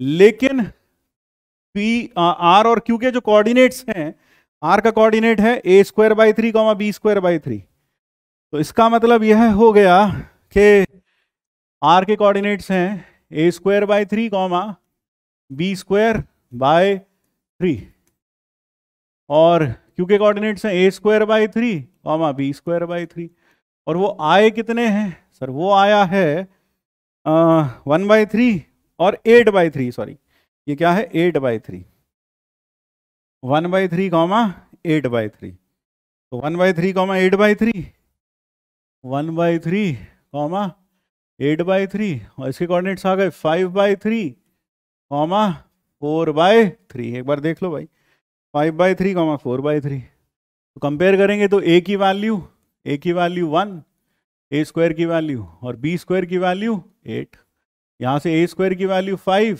b² की वैल्यू 4, तो असेंट्रिसिटी E1 का स्क्वायर 1 माइनस b²/a² कितना हुआ 1 माइनस 4/5, यानी कि 1/5। E2 का स्क्वायर होगा सर 1 माइनस, वर्टिकल इलिप्स से ध्यान रखना, a²/b², 1 माइनस 1/8, 1 माइनस 1/8 यानी कि 7/8। और अब हमें क्या चाहिए, E1² प्लस E2²। चलो E1² प्लस E2² की वैल्यू देखो भाई, E1² plus E2², 1/5 plus 7/8, 8 plus 35, 8 plus 35/40, यानी कि 43/40, and I think that 43/41 is the correct answer. फिर E1 E2 की वैल्यू देख लो, E1 E2 की वैल्यू, E1 E2 हो जाएगा 1/√5 इंटू √7/2√2, यानी कि √7/2√10। तो जरा देखो, हाँ √7/2√10, ये भी सही हो गया। अब E1 E2 is equal to √3/4, ये गलत हो गया। E1² माइनस E2² करके देख लो, E1² minus E2², E1² minus E2², तो वो आ जाएगा 40 आएगा एलसीएम, और नहीं आएगा E1² माइनस E2², तो ये नहीं आ रहा, 5/8 नहीं, तो ये भी गड़बड़ हो जाएगा। So therefore the correct answers are first and second. चलो अगले प्रॉब्लम की तरफ बढ़ते हैं। उससे पहले काम की बात, मान लो ellipse x² plus y² equal to 1, तो कार्टेशियन फॉर्म ऑफ नॉर्मल है a² x/x1 b²y/y1 is equal to a² minus b²। Parametric form ध्यान से देखो, ax/cos theta minus by/sin theta a² minus b², और स्लोप फॉर्म यह है, slope form is this y = mx plus minus a plus minus A square minus B square into m upon root of a square plus B square m square. यहां दे रखा है tangent and normal to this ellipse at the point 2, 2 meet x axis at Q and R, meet x axis at Q and R. तो ये ellipse और इस पर किसी पॉइंट पर हमने टेंजेंट्स बनाई और टेंजेंट बनाई और नॉर्मल बनाई, वो दोनों एक्स और वाई एक्सिस को मिलती हैं क्यू और आर पर। They meet x and y axis at Q and R. Suppose this point is P meet the x axis at Q and R, ये पॉइंट है P 2, 2 और एलिप्स हमारे पास है x square upon 32/3 plus Y square upon 32/5 is equal to 1। तो normal tangent की equation लिखते हैं पहले। तो tangent at P x x1 2x upon 32/3 plus y y1 2y upon 32/5 is equal to 1। इसमें Q के कोऑर्डिनेट्स कैसे मिलेंगे?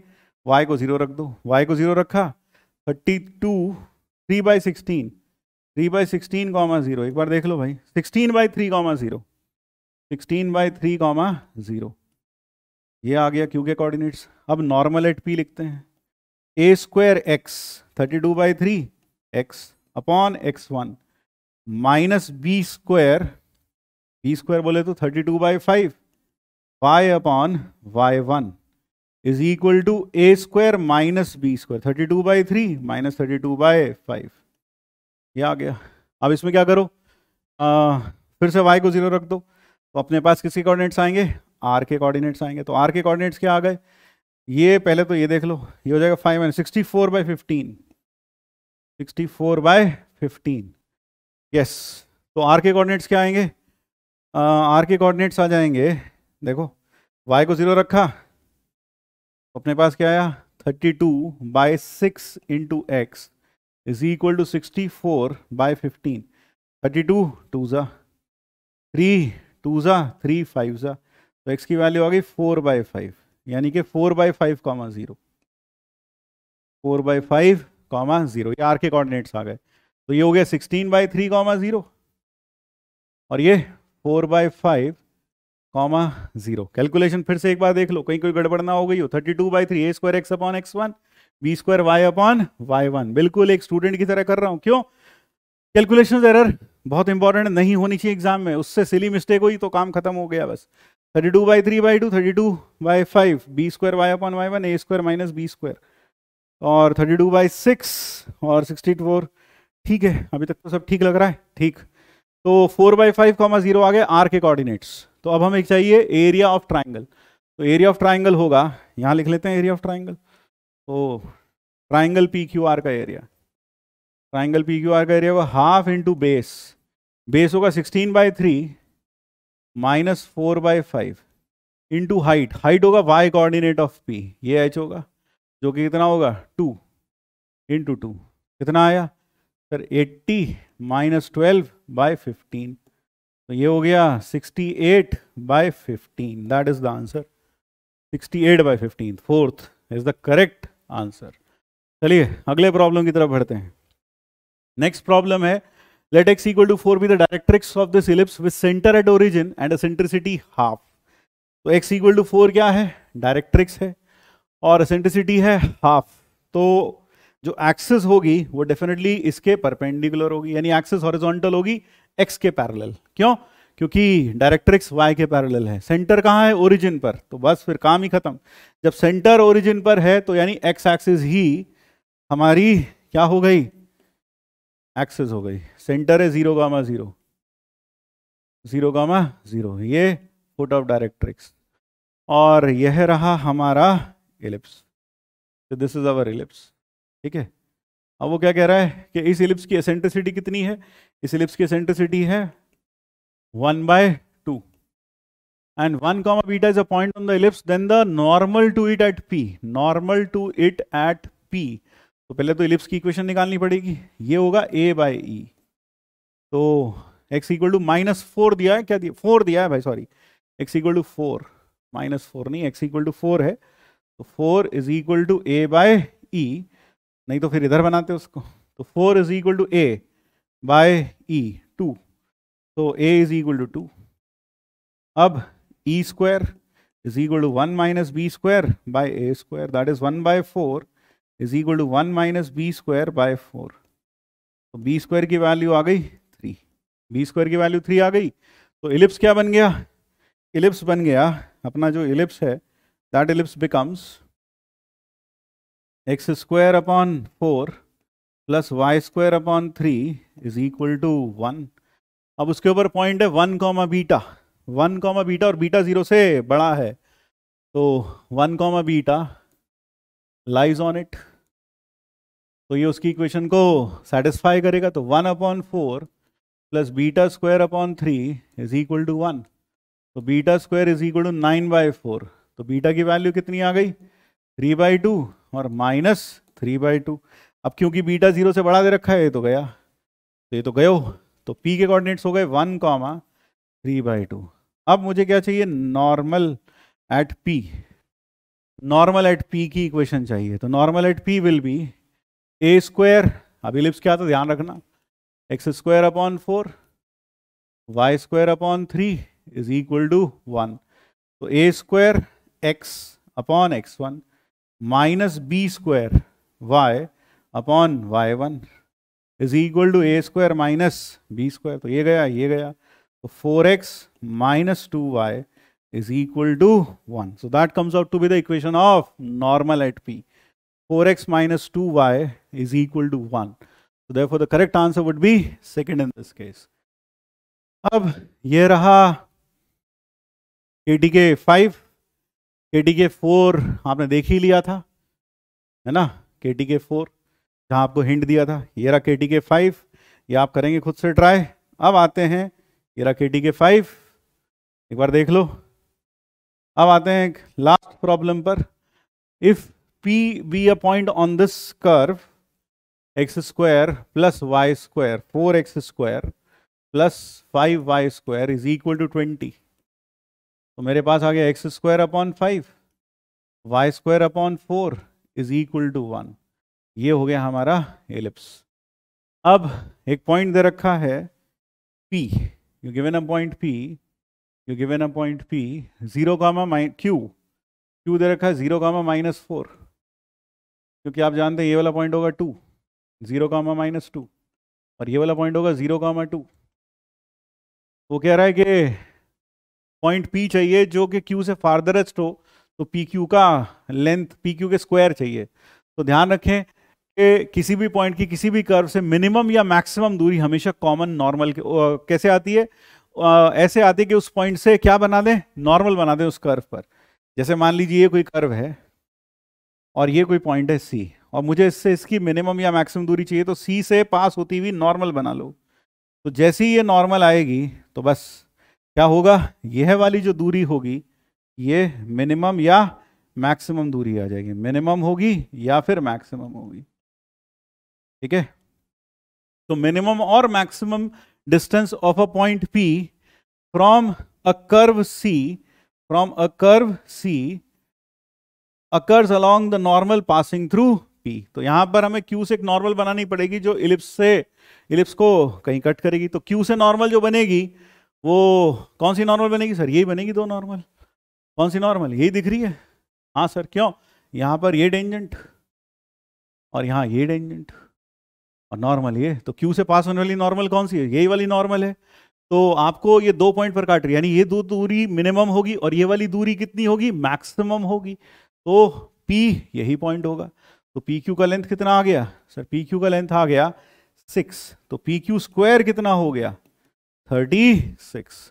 तो the correct answer in this case would be 36. तो ध्यान रखें, किसी भी पॉइंट का किसी भी कर्व से मिनिमम या मैक्सिमम दूरी हमेशा उसके थ्रू पास होता हुआ नॉर्मल से होती है.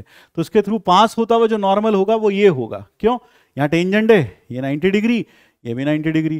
तो this is the normal which passes through Q, और उसे कहाँ कट कर रही है? इस पॉइंट पर और इस पॉइंट पर. तो आप खुद देखें, ये दूरी तो मिनिमम दिख रही है, कम है, और ये वाली दूरी सबसे ज्यादा हो गई. तो मैक्सिमम डिस्टेंस विल बी 36. तो PQ का स्क्वायर हो गया 36. तो आई होप, ये तो बहुत आसान सा सवाल था, देखते ही ओरली भी हो जाता. बस आज के लिए इतना ही रखेंगे और ये हो गए answers to all the KTKs 1 2 3 4 and 5। इन्हें अच्छे से देखिएगा और नीचे मुझे अपना स्कोर जरूर बताइएगा कमेंट बॉक्स में दिल के साथ। मतलब वो ऐसे करते ना, ऐसा ऐसा वही साथ में दिल भी बना होना चाहिए ताकि समझ में आए कि हाँ यार you are really loving it. आपको जो ये टेस्ट रूपी PYQs दिए जा रहे हैं ये बड़े हेल्पफुल हैं। अब तो एग्ज़ाम बिल्कुल सिर पर आ चुका है तो बहुत अच्छा होगा। अपने ऊपर कॉन्फिडेंस रखिएगा, अपने ऊपर हिम्मत मत हारिएगा। एक चीज़ और बताता हूँ, जब भी कभी एग्ज़ाम देते हैं तो एग्ज़ाम देते वक्त शुरू करने से पहले अपने पास एक पानी की बोतल ज़रूर रखिए और पानी पीजिएगा, लंबी सांस लीजिएगा और क्वेश्चंस को फिर पढ़िएगा और आगे बढ़िएगा। अगर आपको देख के ही ऐसा लगे 2-4 क्वेश्चन देखा वो लग रहा हो मैं तो भूल गया, मुझे कुछ याद नहीं आ रहा, तो ऐसी परिस्थिति में अपने आप को बार बार दोहराइएगा, 4 बार दोहराइएगा, जो है जैसा है इसी में बेस्ट करके जाऊंगा। क्या बोलेगा अपने आप को? जो है जैसा है इसी में बेस्ट करके रहूंगा मैं, जो है जैसा है इसी में बेस्ट करके रहूंगा।